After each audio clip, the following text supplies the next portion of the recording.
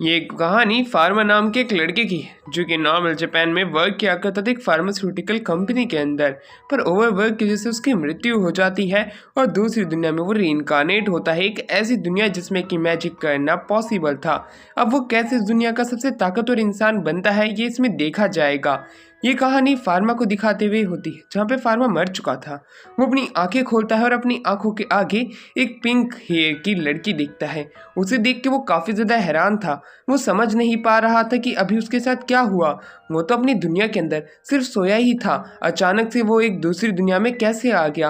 वो काफ़ी ज़्यादा हैरान था। उसकी आवाज़ काफ़ी ज़्यादा बदल चुकी थी। अब वो एक बूढ़े आदमी की तरह नहीं बल्कि एक छोटे से बच्चे की तरह निकल रही थी। अपने आसपास वो देखता है, अपने छोटे छोटे आंतों को देखता है और उसके बाद में वो खिड़की की तरफ बढ़ने लग जाता है।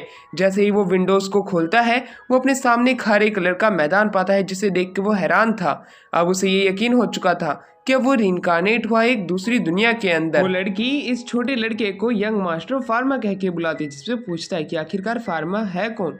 जिसपे वो उसे बताती है कि फार्मा और कोई नहीं बल्कि इस एरिस्टोक्रेट फैमिली का यंग मास्टर है। और वहीं ये बात तो सुन के हमारा फार्मा काफ़ी ज़्यादा हैरान हो जाता है। जहाँ पे कि वो दूसरी दुनिया में ओवर वर्क किया करता था, वो इस दुनिया के अंदर एक यंग मास्टर है। वो लड़की खुद का नाम चार्लोट बताती है। और वहीं फार्मा को कुछ भी अभी याद नहीं था, इसलिए वो उससे थोड़ी जानकारी लेने की कोशिश करता है, जिसमें उसे बताने लग जाती है कि यंग मास्टर फार्मा जो है वो मैजिक का इस्तेमाल कर सकते हैं, वो अलग अलग मेडिसिन भी बना सकते हैं। वो इस फैमिली के सबसे यंग मास्टर हैं, इसलिए इनकी हर कोई सेवा करता है। वहीं पे वो उसे साफ करते हुए उसके हाथ पे एक हैंडप्रिंट देखती है जो कि गॉड ऑफ मेडिसिन का था। उसे तो देख के वो काफ़ी ज़्यादा हैरान हो जाती है। वो उसके सामने झुक जाती है और अपने वर्ड्स बोलने लग जाती है। फार्मा ये देख के काफ़ी ज़्यादा हैरान था, जिसपे चार्लोट उसे बताती है कि ये जो पैटर्न है ये गॉड ऑफ मेडिसिन के हैं, जिसको कि आपकी फैमिली पूजा करती है, उन्हीं का ही आपके ऊपर आशीर्वाद है। ये बात सुन के फार्मा काफ़ी ज़्यादा हैरान था।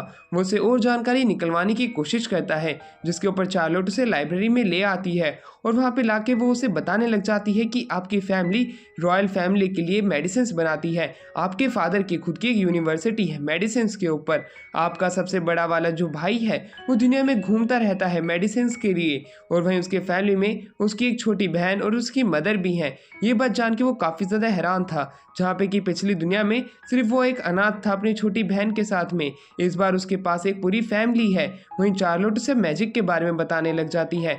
मैजिक का नाम सुन के तो हमारा फार्मा काफ़ी ज़्यादा हैरान हो जाता है। वो पूछता है मैजिक आखिरकार है क्या, जिसपे चार्लोट हैरानी से कहती है अगर आप वो भूल गए हो तब आपको आपके फैमिली मेम्बर्स निकाल देंगे, आपको इस एम्पायर में कोई नहीं रखेगा। ये बात तो जान के फार्मा थोड़ा घबराने लग जाता है, जिसके ऊपर चार्लोट कहती है ये बात अभी तो आपने मुझे बता दी है पर आगे किसी को मत बताना। वहीं फार्मा काफ़ी ज़्यादा हैरान था, वो इस दुनिया के अंदर कैसे रहेगा। अभी तो उसे ज़्यादा चीज़ें इस दुनिया के अंदर मालूम भी नहीं है। फिर भी वो कोशिश करता है। वो अलग अलग मॉलिक्यूल्स याद करने लग जाता है वाटर्स के, और जैसे ही वो उसे अपने दिमाग में सोचता है उसके हाथ से अपने आप मैजिक निकलने लग जाता है। वो उसके हाथ में इतना सारा पानी आ चुका था जो कि उसे वो फ्रीली मूव नहीं कर पा रहा था, इसलिए वो खिड़की के बाहर जाके उस सारे पानी को फेंक देता है। अब वो पानी पूरा का पूरा चार्लोट पे जाके गिरता है। चार्लोट कहती है यंग मास्टर ये पानी काफ़ी ज़्यादा टेस्टी था, अगली बार अगर आप करो तो मुझे पहले बता देना। उसकी ये बात सुन के तो फार्मा काफ़ी ज़्यादा शर्मा जाता है। वो उसे यहाँ से जाने के लिए कहता है। अब उसके पास मैजिक भी था और अब तो वो अलग अलग तरह के एलिमेंट्स को भी वहाँ पे जनरेट कर सकता था। ये देख के वो काफ़ी ज़्यादा हैरान था। वो अपने सीधे हाथ से ये सारे मेटल्स बना सकता था तो अपने दूसरे हाथ से वो इन सबको गायब कर सकता था। ये काफ़ी ज़्यादा हैरान कर देने वाली मैजिक पावर थी उसके पास में, पर वो ये चीज़ें किसी को भी नहीं बताता है। वहीं अब वो धीरे धीरे करके सारा सामान हटा लेता है। चार्लोट उसे कहती है अब आपकी ट्यूटरिंग का टाइम हो चुका है। वहीं वो उसे ये चीज़ भी बताती है कि उसकी फैमिली के अंदर वो जब भी रोज़ कभी डिनर किया करते हैं उनसे रोज़ क्विज होता है रात के समय में, इसलिए वो अपने सारे आंसर्स पहले ही याद कर ले। वो उसे वो सारी बुक्स पढ़ने के लिए कहती है, जिससे फार्मा कुछ ही घंटों में पढ़ लेता है। अब उसे सारी बुक्स याद हो गई थी। उसे इस दुनिया की लैंग्वेज बड़ी ही आसानी से आती थी। ये सारी चीज़ें देखने के बाद में वो अपने पेरेंट्स के पास जाता है, जहाँ पे कि वो सभी लोग डिनर कर रहे थे। जहाँ पे कि उसके फादर पूछते हैं कि आखिरकार उसने कौन सी मेडिसिन ली थी। वो मेडिसिन का सही नाम बताता है, वो उसके सारे एलिमेंट सही बताता है। ये देख के उसके पापा काफ़ी ज़्यादा खुश थे।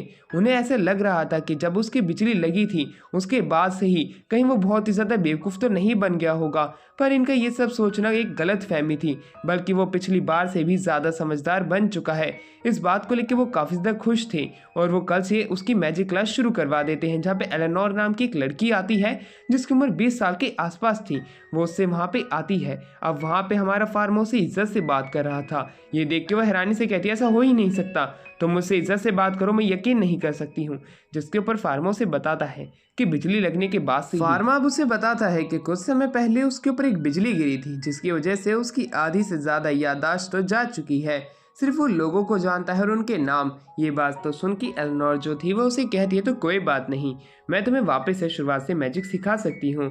उसके बाद में उसे ये सारी चीज़ें बताने लग जाती है कि जो तुम्हारी फैमिली है वो गॉड ऑफ मेडिसिन को पूछती है, जो मेरी फैमिली है वो फाइट के गॉड को पूछती है। इस प्रकार यहाँ पे 5 तरह के अलग अलग गॉड हैं और उनके पास में 5 तरह की अलग अलग एबिलिटीज़ है। अब वो एबिलिटीज़ या पावर उनके भी 2 अलग अलग पार्ट हैं, जिसके अंदर नेगेटिव और पॉजिटिव आता है। एक इंसान सिर्फ एक पावर का इस्तेमाल कर सकता है, वो भी उसके भी एक ही पार्ट का। इस प्रकार जिसके ऊपर फार्मो से पूछता है क्या हो अगर कोई इंसान अपनी पावर का इस्तेमाल करके एलिमेंट्स को गायब कर सके। ये बात तो सुन के वो बताती है कि अगर कोई इस तरह कर पाता है तो वो सिर्फ एक गॉड है, वरना तो वो डीमन है। ये बात जान के फार्मा हैरान हो जाता है। अब वो बाकी की ट्रेनिंग के लिए एलेनोर जो थी उसे पानी के पास में लेके आती है, जहाँ पे कि वो उसे शुरुआती मैजिक सिखाने की कोशिश करती है। सबसे पहले उसे एक स्टाफ की ज़रूरत पड़ेगी। फार्मा तो अपना स्टाफ लेके नहीं आया था क्योंकि उसने उसे स्वॉर्ड वाली जगह पे टांग दिया था। इसी वजह से एलेनोर को अब अपना स्टाफ हमारे फार्मा को देना पड़ता है। और जैसे ही हमारा फार्मा जो होता है एलेनोर का स्टाफ अपने हाथ में लेता है, उसका मैजिक पावर्स के शरीर से थोड़ा थोड़ा ग्लो करता है। शुरुआत में एलेनोर से कुछ डेमो दिखाती है। ये डेमो दिखाने के बाद वो फार्मा से कहती है अब तुम्हें सेम ऐसा ही करना है। स्टाफ वो उसके हाथ में देती है और फार्मा उस स्टाफ को अपने हाथ में लेके कुछ शुरुआती प्रैक्टिस करता है। और जब वो कॉन्सेंट्रेट करता है तब पानी का एक बहुत बड़ा ड्रैगन जो होता है उसके स्टाफ से बनने लग जाता है। इस तरह की पावर तो देख के एलेनोर काफ़ी ज़्यादा हैरान हो जाती है। उसे समझ में नहीं आता है कि आखिरकार इतने से छोटे बच्चे के पास इतनी ज़्यादा पावर कैसे हो सकती है। वो उसे शुरुआत में संभालती और कहती है तो अब हमें तुम्हारा माना चेक करना पड़ेगा कि आखिरकार तुम्हारे मैजिक का लेवल क्या है। ये कहने के बाद में वो उसके पास से एक नया स्टाफ निकालती है जो कि मैजिक की पावर को कैलकुलेट करता है। ये स्टाफ काफ़ी ज़्यादा अतरंगी था, जिसके ऊपर 2 तरह के स्नेक बने हुए थे। फार्मा उस स्टाफ को पकड़ता है। जैसे ही उसे पकड़ता है वो अपने आप टूट जाता है। टूट जाने का मतलब है कि इसकी पावर का कोई लेवल ही नहीं है जो कि यहाँ पे कोई नाप सके। ये बात जान के वो काफ़ी ज़्यादा हैरान होती है और वो फार्मा को कहते हैं ये चीज़ तुम किसी को भी नहीं बताओगे, यहाँ तक कि तुम अपने फादर को भी नहीं बताओगे, ना तुम किसी डिवाइस को पकड़ोगे जो कि मैजिक लेवल को पहचान सकता है। ये कह के वो अपने घर जाने लगती है, पर उसका चश्मा खो चुका था। इस वजह से वहाँ पे हमारा फार्मा उसकी मदद करता है। अब वो एक जगह पे बैठ जाते हैं। काफ़ी ज़्यादा हमारी एलेनोर परेशान लग रही थी, जिसकी वजह से हमारा फार्मा उसे हंसाने की कोशिश करता है। इसी बीच वो अपने हाथ से कुछ यहाँ पे निशान बनाता है और वो उन्हें उल्टा करके उसे देखने को कहता है, जिसकी मदद से वो पहले से अच्छे से देख पा रही थी। पर उसी दौरान हमारा फार्मा अपने हाथों से देख पा रहा होता है एलेनोर के अंदर 2 जगह दिक्कत है, उंगली और आंख के अंदर। ये बात उसे बताता है, जिसके ऊपर हमारी एलेनोर कहती है ये तो भगवान की एबिलिटीज़ है, ये तो गॉड ऑफ मेडिसिन की एबिलिटीज़ है, आखिरकार तुम ये सब कैसे कर पा रहे हो। ये कहते हुए वो खड़े होने लग जाती है और वो ये देख के तो काफ़ी ज़्यादा हैरान थी कि हमारे फार्मा के पास तो कोई शैडो ही नहीं है। वो रोने लग जाती है। वो कहती है तुम तो एक डीमन हो, तुम मुझे माफ़ कर दो, मैं तुम्हारे ये सीक्रेट किसी को भी नहीं बताने वाली हूँ अगर तुम मुझे बख्श देते हो। ये कहते हुए हमारी एलेनोर रोते हुए वहाँ से भाग जाती है। फार्मा ये देख के काफ़ी ज़्यादा हैरान था। अगले दिन फार्मा जब अपने घर जाता है, उसके फादर अगले दिन उसे बताते हैं कि एलेनोर की तबीयत काफ़ी ज़्यादा ख़राब हो गई है, तो वो आज तुम्हें ट्रेनिंग देने के लिए नहीं आ सकती है, पर क्यों ना तुम उसे जाके ये मेडिसिन और एक ये लेटर दे दो। जिसके ऊपर फार्मा को पता था कि वो आज क्यों नहीं आई है, क्योंकि उसने उसकी शैडो नहीं देखी थी। वो अपने पेरेंट्स को भी ये चीज़ नहीं बता सकता है, इसलिए वो दवाई और वो लेटर लेके वो हमारे एलेनोर के घर जाने के लिए तैयार हो जाता है। वो एलेनोर के लिए जा तो रहा था, पर वो खुद से भी कुछ दवाइयाँ लिख देता है एलेनोर के लिए। अब वो घर पे आता है जहाँ पे कि एलेनोर से डरी हुई थी। वो काफ़ी ज़्यादा नाइट के पोशाक पहने रखी थी। अब वो वहाँ पे आती है और उससे माफ़ी मांगने लग जाता है फार्मा। वो कहता है कि मेरा कोई इंटेंशन नहीं है तुम्हें परेशान करने का, जिसके ऊपर एलेनोर उसे माफ़ कर देती है। और वहीं पे वो उसे ये भी बताता है कि उसके पेरेंट्स ने उसके लिए कुछ दवाइयाँ भेजी है। एलेनोर कहती है कि दवाइयाँ तो मैं खुद भी बना सकती हूँ, जिसके ऊपर हमारा फार्मा कहता है कि मैं भी तुम्हारे लिए कुछ मेडिसिन लेके आया हूँ, इससे तुम काफ़ी जल्दी ठीक हो जाओगी। ये बात जान के एलेनोर अपनी गलती के लिए माफ़ी मांगती है, पर वो हमारे फार्मा पे यकीन नहीं कर सकती। क्या पता वो अपने सीक्रेट बचाने के लिए उसे मारने की कोशिश कर रहा हो। पर तभी फार्मा से कहता है अगर तुम्हें मुझ पे यकीन नहीं है तो तुम दवाई मत पीना, पर अगर तुम इसे पीती हो तो तुम ये पक्का से ठीक हो जाओगी। ये बात सुन के एलेनोर उससे माफ़ी मांगती है और कहती है कि तुम्हारे ऊपर गॉड ऑफ मेडिसिन का हाथ है, मैंने शुरुआत में तुम्हारे ऊपर शक किया, उसके लिए तुम मुझे माफ कर देना। एलेनोर उसकी सर्वेंट बनने की कसम खाती है, जिसके ऊपर फार्मा उसे रोक देता है और वो कहता है बस उसे उसकी साइड चाहिए हमेशा के लिए। इस बात का वो कुछ उल्टा मतलब निकाल लेती है और उससे काफी ज्यादा दूर हट जाती है।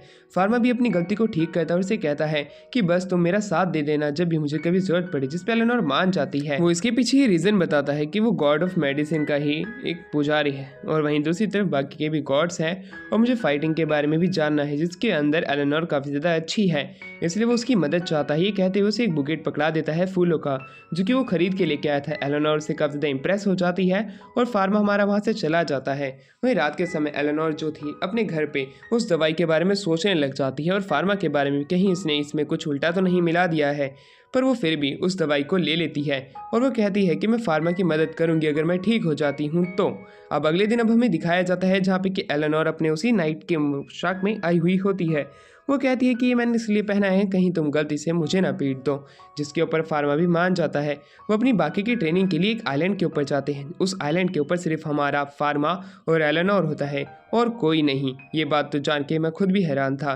वहीं एलेनोर जो होती है वो हमारे फार्मा को मैजिक के बारे में ट्रेनिंग देना शुरू कर देती है। वो उसे काफ़ी अच्छे से ट्रेनिंग दे रही होती है और दोनों काफ़ी ज़्यादा अच्छे से अपना टाइम व्यतीत कर रहे होते हैं, जिसके अंदर हमारा फार्मा अपनी एबिलिटीज़ को कंट्रोल करना सीख रहा होता है। काफ़ी दिन बीत जाते हैं। फार्मा अपने घर पे आता है जहाँ पे कि वो अपने कैसल के अंदर वर्क करने वाले सारे सर्वेंट की बीमारियों के बारे में पता करने लग जाता है। वो उनको भी ठीक करना चाहता था क्योंकि रोज़ जो उनकी सेवा करते हैं उनकी सेवा करने का हक हमारे फार्मा को भी है। वो उन सभी के लिए दवाइयाँ बनाने लग जाता है, यहाँ तक कि वो चार्लोट के लिए भी दवाइयाँ बनाता है। वो कहने लग जाता है कि आखिरकार ये लोग बीमार होते हुए भी दवाई क्यों नहीं लेते हैं। वो काफ़ी दिन अपनी लेबोरेटरी के अंदर लगा देता है जहाँ पे कि अपने क्रिएशन मैजिक की मदद से उन लोगों के लिए दवाई बना रहा होता है अलग अलग एलिमेंट्स को मिलाते हुए। वो इस चीज़ में कामयाब भी हो जाता है पर उसे काफ़ी ज़्यादा दिन लग जाते हैं। उन्होंने ये दवाई अपने पास्ट लाइफ की मदद से ही बनाने की कोशिश की है, जिससे कि उसके पास जो नॉलेज थी उसका इस्तेमाल किया है। चार्लोट को वो दवाइयाँ दे देता है। चार्लोट काफ़ी ज़्यादा खुश थी, पर वहीं हमारा फार्मा चार्लोट से पूछता है जब उसने लॉन्ड्री वुमेन को जब वो अपनी मेडिसिन दी थी वो काफ़ी ज़्यादा रोने क्यों लगी थी, जिसके ऊपर चार्लोट उसे बताती है कि उसके रोने का कारण सिर्फ एक ही है, इस दुनिया में दवाइयाँ काफ़ी ज़्यादा महंगी होती है और यहाँ पे दवाइयाँ एक एरिस्टोक्रेट नोबल फैमिली से जो कि मेडिसिन लाइन में ही है उनसे दवाइयाँ पाना खुशकिस्मती वाली बात है। ये बात तो जान के हमारा खुद फार्मा भी हैरान हो जाता है। फार्मा कहता है कि इस दुनिया के अंदर इतने ज़्यादा लोग मरते हैं बीमारी की वजह से, पर अब मैं ऐसा नहीं होने दूंगा। मैं उन लोगों के लिए फ्री में दवाइयाँ बांटूंगा जो कोई भी बीमार होगा। ये बात जान के काफ़ी ज़्यादा उसकी चार्लोट हैरान थी, पर दूसरी तरफ उसके फादर जो होते हैं बताते हैं, जिसका कि नाम ब्रूनो है, उसकी बेटी ब्लैंच को जो है चिकन पॉक्स हुआ है। चिकन पॉक्स नाम सुन के ही हमारा फार्मा समझ जाता है ये तो वही बीमारी है जो कि उसे उसकी पास्ट लाइफ में भी हुई थी। वो इतनी ज़्यादा खतरनाक तो नहीं है, पर उसका सही समय पर मेडिसिन ना मिलना और लोगों की गलतफहमियों की वजह से लोग मारे जाते हैं। ब्रूनो कहता है कि ब्लैंसिया के पास में अगले 3 हफ्ते तक कोई नहीं जाएगा क्योंकि उन्हें भी ये बीमारी हो सकती है। पर दूसरी तरफ हमें दिखाया जाता है हमारे फार्मा को जो कि अपनी पास्ट लाइफ की नॉलेज का वापस से इस्तेमाल करता है और वहीं अपने वो पेरेंट्स से बात करते हुए कहने लग जाता है कि अभी मुझे काफ़ी ज़्यादा काम है इसलिए मैं अपने काम से कहीं बाहर जा रहा हूँ। ये कहने के बाद वो अपनी लेबोरेटरी में आ जाता है और चिकन पॉक्स के लिए दवाई बनाने लग जाता है, जहाँ पे कि वो उन चीज़ों को याद करने लग जाता है जो कि चिकन पॉक्स की मेडिसिन के अंदर लगते हैं। वो काफ़ी समय तक कुछ चीज़ें याद करता है और दवाई बनाने में कामयाब हो जाता है। वो अपनी बहन के पास में आता है और उसे बताता है कि उसे जो बीमारी हुई है वो किसी तरह का कर्ज नहीं है बल्कि उसे एक वायरस हुआ है। वायरस का नाम सुनते ही ब्लैंसिया कहने लग जाती है किसी तरह का कोई घोष तो नहीं है, जिसके ऊपर उसका भाई उसे मना कर देता है। वो उसे डायरेक्ट मेडिसिन नहीं दे सकता था क्योंकि उसे उसकी एबिलिटी पे यकीन नहीं होगा, ना कि उसके फादर को। इसलिए जो हमारा फार्मा जो होता है उसकी बहन के फेवरेट खाने के नाश्ते के अंदर मिला के वो दवाइयाँ लेके आया हुआ होता है। वो सब अपनी थीसिस बताने लग जाता है। उसकी थीसिस के ऊपर उसकी बहन को काफ़ी ज़्यादा यकीन होने लग जाता है जब उसे कहता है कि ये सारी मेडिसिन गॉड ऑफ मेडिसिन के ही द्वारा उसे सपने में दी गई थी। ये बात जान के ब्लैंसिया काफ़ी ज़्यादा खुश हो जाती है और अब वो उसे और सवाल नहीं पूछती है। कुछ दिन ऐसे ही बीत जाते हैं और ब्लैंसिया जो होती है उन दवाइयों को रोज़ाना के तौर पे हमारे फार्मा के द्वारा ले रही होती है, इसलिए उसे जल्दी ठीक होने का पूरा अपने ऊपर विश्वास हो जाता है। धीरे धीरे करके उसके ऊपर कुछ इंप्रूवमेंट भी आने लग जाती है। वहीं ब्लैंसिया के अंदर हमारा फार्मा खुद की छोटी बहन को दिखता है जो कि उसकी पास्ट लाइफ में थी। वहीं ब्रूनो जो होता है काफ़ी ज़्यादा खुश हो जाता है कि उसकी बेटी काफ़ी जल्दी ही ठीक हो गई थी। वहीं दूसरी तरफ हमारे फार्मा को एक चीज़ यकीन से पता चल जाती है कि वो इस दुनिया के अंदर एक एबनॉर्मल पर्सन है, साथ ही में उसके पास गॉड ऑफ मेडिसिन की ब्लेसिंग्स भी है। वो हवा के अंदर एलिमेंट्स बना सकता है, उन्हें गायब कर सकता है। वो लोगों की दिक्कत जो कि उनकी उनके शरीर के अंदर वो अपनी आंखों से ही देख सकता है। इस प्रकार की ताकत से हैरान कर देती है। वहीं दूसरी तरफ उसकी शैडो भी नहीं दिखती है। अब वो वहाँ पे एक माइक्रोस्कोप बनाता है जो कि काफ़ी ज़्यादा छोटा था, पर तभी वहाँ पे एक बटलर आता है जिसका कि नाम सेबेस्टियन होता है। वो वहाँ पे उन्हें बुलाने के लिए आया था। वो कहता है कि आपको मास्टर बुला रहे हैं। मास्टर से मतलब है कि ब्रूनो। ब्रूनो कहता है कि अब हमें इंपीरियल कैपिटल की तरफ चलना पड़ेगा, हमें वहाँ से बुलावा आया है, जल्द से जल्द तुम अपना पैकेज बांध लो। वो वैसे ही करते हैं जहाँ पे कि एम्प्रेस की काफ़ी ज़्यादा तबीयत खराब हो रही होती है। अब हमारा सीन यहाँ से शिफ्ट होता है जहाँ पे कि हमें अगले सीन में दिखाया जाता है कि कैसे ब्रूनो अपने बेटे के साथ में इंपीरियल कैपिटल के निकल चुका था। इंपीरियल कैपिटल में हमें क्लोडिया के नाम के एक लड़के को दिखाया जाता है जो कि एम्प्रेस के लिए ही काम करता है। वो ब्रूनो को ग्रीट करता है और ब्रूनो को एम्प्रेस के पास में लेके आता है। एम्प्रेस अपने बेड पे लेटी हुई थी। एक एक करके वो ग्रीट करने लग जाते हैं एम्प्रेस को। एम्प्रेस कहती है कि मुझे तुम पे ही भरोसा है ब्रूनो, मेरा भरोसा तुम मत तोड़ना, जिनका कि नाम क्वीन एलिजाबेथ होता है। ब्रूनो ऐसा ही करता है। वो शुरुआत में उनकी बॉडी का चेकअप करने लग जाता है। कुछ समय बाद वो उनके ब्लड का सैंपल लेता है और ब्लड का सैंपल जब वो चेक करने लग जाता है अपने अलग अलग केमिकल के फॉर्मूलाज के अंदर डाल के, तब वो एक चीज़ पे आता है कि जो एम्प्रेस की बीमारी है वो पकड़ने में नाकामयाब हुए हैं। चाहे वो कितनी ही कोशिश कर लें, वो उसके बारे में पता नहीं लगा पा रहे हैं। वहीं दूसरी तरफ हमारा सीन यहाँ से शिफ्ट होता है जहाँ पे कि हमें एम्प्रेस को दिखाया जाता है और एम्प्रेस के बच्चों को, जो कि काफ़ी ज़्यादा उदास होते हैं। ब्रूनो ने तो अपने हाथ खड़े कर दिए होते हैं। एम्प्रेस का पूरा भरोसा ब्रूनो के ही ऊपर था। हर कोई वहाँ पे परेशान होने लग जाता है। पर जैसे ही वो लोग परेशान हो ही रहे थे कि हमारा फार्मा उनकी बॉडी को चेक करता है, जिसके अंदर उसे पता चल जाता है कि इन्हें कैंसर है और कैंसर के लिए इन्हें सबसे पहले एक इंजेक्शन की ज़रूरत पड़ेगी, क्योंकि वो कैंसर उस इंजेक्शन से ख़त्म हो सकता है। पर वहीं दूसरी तरफ उनके फादर को भी ये बीमारी के बारे में पता था, पर इसकी दवाई बनाना काफ़ी ज़्यादा नामुमकिन था, इसलिए कोई भी उनकी मदद नहीं कर रहा है। एम्प्रेस के बच्चे उसके पास आके रोने लग जाते हैं। वहीं दूसरी तरफ क्लाउडिया भी काफ़ी ज़्यादा गुस्से में था कि वो अपनी एम्प्रेस को ठीक नहीं कर पा रहा है। पर फार्मा आगे आता है और एम्प्रेस से कहता है कि मैं आपको ठीक कर दूंगा, पर मुझे कुछ दिनों का वक्त चाहिए। ब्रूनो से पीछे हटने के लिए कहता है और बाकी के लोग भी, पर जो हमारी एलिजाबेथ होती है वो उसे कहती है मैं तुम्हें समय देती हूँ, इनमें से तो मुझे कोई ठीक नहीं कर सकता है, पर अब मेरी उम्मीदें तुमसे ही टिकी हुई हैं, तो मुझे ज़रूर ठीक करना। अब हमारे फार्मा को दिखाया जाता है जो कि एक कमरे में खुद को बंद कर लेता है आइस मैजिक से। अब वो वहाँ पे फॉर्मूले को क्रिएट करने लग जाता है और उस बीमारी के लिए वो दवाइयाँ बना रहा था कि तभी ब्रूनो गेट तोड़ के अंदर आता है। वो उसे पीछे हट जाने के लिए कहता है क्योंकि अगर उससे एक गलती भी होती है तब वो मारा जाएगा, क्योंकि अगर एम्प्रेस मारी गई तो लोगों का गुस्सा उसके ऊपर उतर जाएगा। पर हमारा फार्मा कहता है कि मैं ये चीज़ करना चाहता हूँ, पर उसके फादर उसे नहीं करने देना चाहते थे, क्योंकि वो नहीं चाहते थे कि फार्मा इस प्रकार मारा जाए एक एम्प्रेस के कत्ल के अंदर। पर फार्मा को खुद के ऊपर काफ़ी ज़्यादा भरोसा था। वह मैजिक का इस्तेमाल करने लग जाता है जिसे कि डिवाइन आर्ट कहते हैं, पर उसके फादर से रोकने की कोशिश करते हैं। अब उसके फादर से अगली बार ना रोकें, इसी वजह से हमारा फार्मा अपने फादर से लड़ने के लिए भी तैयार हो जाता है। उसके फादर को आइस क्यूब्स के ऊपर फेंकते हैं, पर वो शील्ड बनाकर उन्हें रोक लेता है और आगे एक आइस की वॉल बना लेता है, वो भी बिना किसी स्टाफ की मदद से। ये देख के उसके फादर काफ़ी ज़्यादा हैरान थे। वहीं दूसरी तरफ वो ये चीज़ नोटिस कर पा रहे होते हैं कि फार्मा पहले से काफ़ी ज़्यादा बदल चुका है। वहीं पे वो उसकी बुक देखते हैं। उस बुक के अंदर अलग अलग तरह की बीमारियों के अलग अलग उपाय थे, ये बात जानते हैं। और वहीं दूसरी तरफ हमारा जो फार्मा होता है वो कहता है मुझे गॉड ऑफ मेडिसिन ने सपने के अंदर ये सारी दवाइयों के बारे में बताया था, उसके पास में गॉड ऑफ मेडिसिन की ब्लेसिंग भी थी। इसलिए उसके फादर रुक जाते हैं और वो कहते हैं कि अब मुझे तुम पे भरोसा है, इस भरोसे को तुम मत तोड़ना और एम्प्रेस को तुम ठीक कर देना। जिसके ऊपर हमारा जो मेन प्रोटैगनिस्ट फार्मा था वो इस चीज़ के लिए मान जाता है और अपनी जो आइस वॉल होती है वो अपने फादर की आंखों के सामने से हटा देता है। जैसे ही वो ऐसे करता है उसके फादर ये देख के काफ़ी ज़्यादा हैरान होते हैं, पर अब वो उससे और सवाल नहीं पूछ सकते थे क्योंकि उसे देरी हो रही है दवाइयाँ बनाने के लिए, इसलिए उसे बिना ज़्यादा सवाल पूछे वहाँ से चले जाते हैं। वहीं दूसरी तरफ हमारा फार्मा भी अपने फादर को बाय बोल देता है और कहता है कि मैं दवाई ज़रूर बना के रहूँगा। अब वो एम्प्रेस के लिए दवाई बना चुका था, वो दवाई वो लेके भी आता है, पर क्लाउडिया कहता है कि ब्रूनो तुम्हारा बेटा गलती कर रहा है, क्यों ना तुम उसे अभी ही रोक लो। पर ब्रूनो को उसके ऊपर पूरा भरोसा था। वो एम्प्रेस को दवाई देता है और वो कहता है कि ये दवाई तुम्हें 6 महीने तक लेनी पड़ेगी बिना रुके, और जब तुम 6 महीने तक इसे ले लोगी तब तुम ठीक हो जाओगी। वो उसे वो कीटाणु भी दिखाता है जो कि उसके ब्लड के अंदर थे।